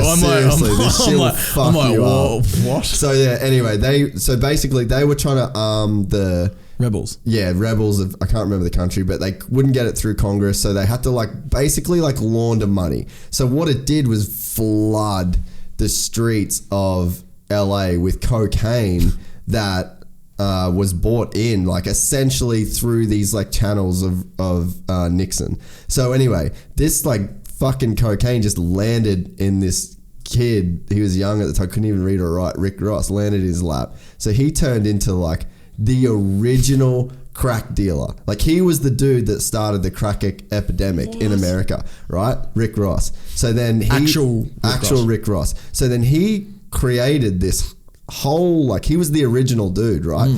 Word got out, Freeway Rick, he was the big dude. So then anyway, the CIA ends up busting this dude. So the CIA who bought the coke into... So they kind of gave it to him in a way and then busted him for it, right? And then that's when they introduced minimum mandatory sentencing for cocaine. Crack. Right. Crack. So crack, if you got caught with X amount of crack, you got 5 years minimum. Yeah, right. If you got it in cocaine, the exact same drug in powder form was 1 year. So, but black communities is where crack was. Yeah. So that's where that whole crack epidemic and mass incarceration, so all stem from, right? So then rapper Rick Ross decides that he's going to start rapping under the name Rick Ross and created this whole, from stories and shit from the real Rick Ross. So he's just going oh yeah, I'm Ricky Ross the boss now. And that's where he made this whole alter ego. It's kind of like that dude that plays Chopper. You know, the dude that just cruises around and he's a comedian, but he's Chopper. Same shit. But Rick Ross is kind of really hidden it. Yeah. So he said that he'd never, had never heard of him. So they've gone to court over it, right? So he's he's stolen this guy's identity somewhat. Then he's denied it. No, I don't know about that dude. Fully denied it and used sayings and shit, right? So this Rick Ross, actual Rick Ross, is in jail for 20, 24 years. He's like, right? hang the fuck on. This guy's making all his money out of my name and all my stories. Yeah, so he gets out of he can't read when he goes into jail, right? Comes out and he's a fucking so genius. he gets a fucking law degree in jail, finds a loophole that because there was like he was in for a life sentence, so it was like if you get done for it's like a 3 strikes you're out thing with possession of crack means you get a lifetime ban, which is a lifetime sentence, which is fucking retarded anyway in its own right. But so he got done. But we won't get into that. He got done. Because he got done with so much coke, they gave him like the 3 strikes rule. But it was 3. It's supposed to be 3 convictions, not 3 charges of crack. So he got out of prison on a loophole. So then he gets out of prison. This whole time he's like listening to this fucking Rick Ross rapper dude say all the shit that he did. And then he gets out and then he sues him for stealing his identity. And and then he loses the case because after 10 years you can't make a copyright claim. But he was in jail for fucking 23 years. So he just gets fingered. Had to pay all of Rick Ross's lawyer things. And like Rick Ross is worth like millions and millions of dollars through rapping as Rick Ross. And then Rick Ross has to pay his legal fees. No shit. Like it's the most like you can't make this shit up story. And it's like all laid out in that How have I not heard of this? It's amazing, dude. I'm watching it as soon as I get home. Yeah. So Rick Ross is still alive? 58. So what did he... Yeah, but so he just had like a massive heart attack. He's Wasn't 58. he on life support or something? Was that Recently? real Rick Ross or the rapper? No, rapper Rick Ross. Yeah, he was in... I think he's on life support still. Is he still on life support? Yeah, so he's fucked. Maybe karma's grabbing him. Maybe. That's shitty karma for stealing a name, but wow. Like you've... Heavy. Returned home after being placed on life support. Hey, sweet. But I wonder if he's at home on life support or if he's... Well, he obviously hasn't died. Receiving care at his home after leaving the hospital very early Monday morning. Oh, like now. Yeah. Oh, yeah. He Like just had like happening some massive thing, like where he was on life support, nearly died because he's obviously not. Unresponsive with heavy breathing. Yeah. So unresponsive. From a seizure. Yeah, because he's had seizures like on his last album. Because like his last album was actually pretty good, but I got that before I did this Netflix doco. And Dude, watch it. what's that? Yeah, it's watch it. Dude, watch it. I'm gonna. Yeah, it's heavy. And if anyone else wants some more Netflix recommendations, Defiant Ones has just come on. Yeah, I just watched that. Have you watched that? I actually watched it a while ago when it first came out. When it was on HBO? Yeah. I watched it. So sick. How's the first like 5 minutes of it? I need to watch it again. When the guys are like rapping all like on like Facebook Live and they're like first hip hop billionaire. That's right. And then old mate Jimmy Iovine's like no. That Jimmy Iovine's a interesting cat, man. Proper dude, huh? Super weird guy, but like that's like a really eccentric dude that like you talk about tunnel vision. Like imagine like we're saying that's detrimental to our lives at times. Imagine that dude's tunnel vision and like how that would affect his. But I didn't know because I'm a huge Fleetwood Mac fan. I didn't know he was married to Stevie Nicks. He was with Stevie Nicks. Because have you ever seen Sound City? Yeah, sickest doco. How heavy is like realizing what come out of that one studio? Oh, mental! Like pretty much everything. Actual everything. Yeah, like pop culture. Like everything. And so like you get not much didn't come out of that. I know. Like Nirvana, Fleetwood Mac. Well, like Fleetwood Mac before Stevie Nicks, just like the blues jazz band, and then like all of a sudden they go, there you go, here's this Stevie Nicks chick, and then like that that just started them as like Fleetwood Mac with her as the lead singer, and then like all those docos when you like realize, and I guess that goes to like what we're saying about it's just an industry. Same, it's just the same thing. Like, well, you look at Jimmy, and he was like in the doco, he was like, yeah, like I was just working at the working at the car wash, just working at the sound studio, and then one day they asked him to go in over Easter, and it was Paul McCartney that they wanted him to work with, and he was just like, what the fuck? Just get some skin in the game. He got he got big time skin in the game. He does when now. you're recording fucking Paul McCartney, you got some skin in the game. But that's the kind of happy accidents that can happen, but you have to be there for it to happen. Exactly. You just got to make yourself available. Yeah, well, that's one of the biggest things I find is that you just you hear people saying, I'm just going to do a month of saying yes to everything. Yeah. I've just said yes to everything pretty much my whole life. Yeah. Yeah. Want to party? Okay. Want to go here? Okay. Yeah. Want to do this? Yep. Dude, that's like me and Glenn were talking about that driving to Derby. So, because I went to Derby, whatever, last week. Glenn Jacobs, yeah. So, owner, founder of World Trail. But also Jason's uncle. Yeah, so he goes, so he just calls up and I had like podcast plan and I had like shit I had to do and we're doing advertising proposals. We're trying to actually make some fucking money. And also film some mountain bikes. Yeah, so then he's like, oh, are you like, got much on? And I was like, well, actually, yeah, depends I'm fucking flat out. Depends on what you're looking at. Yeah, and so he goes, actual paid work? No. yeah, depends if you mean by working. But so he's like, oh, you want to come? Oh, have you got time to come do this thing at Derby? And I was like, no. He's like, cool, see you tomorrow. Yeah, and I was like, but send me the detail. And like, I didn't even know how long I was going for.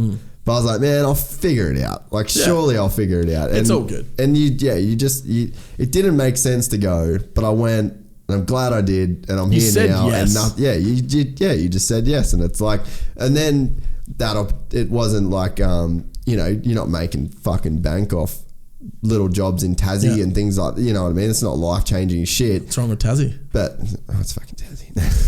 But you know what I mean? You go there, you don't know who you meet, and then because you said yes to that, the next job comes up. Oh, that's 100% my life. Yeah, for sure. I'm just like, yeah, sweet, yeah, let's do this, yeah, let's do that, yeah, fucking sweet. Well, like if you weren't at Formula One, you wouldn't have met Matto, you wouldn't have done this, you wouldn't have done that. Like, but you do know. I didn't say yes to getting a personal loan for buying some fucking energy drinks. Poison. Yeah, poisoning kids. Think of the children.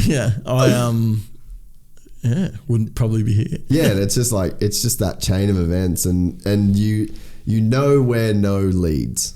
Yeah, that's leads to nowhere. That's nowhereville. There's a fucking yes could lead to anywhere. Yeah, yes is completely open ended. Isn't it crazy? All right, we're done.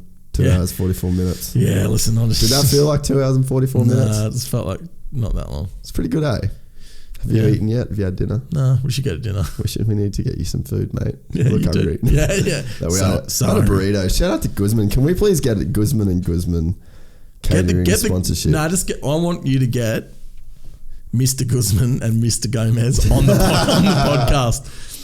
I feel like that those guys would have some stories. Dude, you know what's crazy? Like, everyone speaks Spanish there. I know. You know what I was thinking? You don't see a lot of Spanish in Australia in general. You don't see them around, but they're all there. Yeah. Makes you wonder, like, how they find them all. It really does that. No, but you know what I mean? Like, imagine you went to Spain, right? And you walked into a restaurant full of full-on Aussies. Yeah, g'day, mate, how you going? You'd be like, what the fuck? Dude, that's the tilted kilt in Temecula. I know, I know, but, like, if you're in somewhere like, Spanish-speaking, or if you're in Mexico and you walked in and it was an Aussie restaurant and they were cooking sausages and hamburgers on the barbie, and they were like, g'day, mate, how are you? Yeah, nah, sweet as. You know what sucks about Australia is that we just, like, don't value speaking other languages. No. Because, like, there's so many... We're so lazy with our own language. We are, man. Like, Did we finish and then start again? We did, yeah, we did. But like, I think about that because like where I train, there's a lot of Brazilian guys, and they'll be like doing something. They'll be like, "Jace, do this, do that," and then they'll be like, and I'm like, "Fuck, you can just do that." Like, I can't speak two things. Like, they're just not even thinking about it. It's just.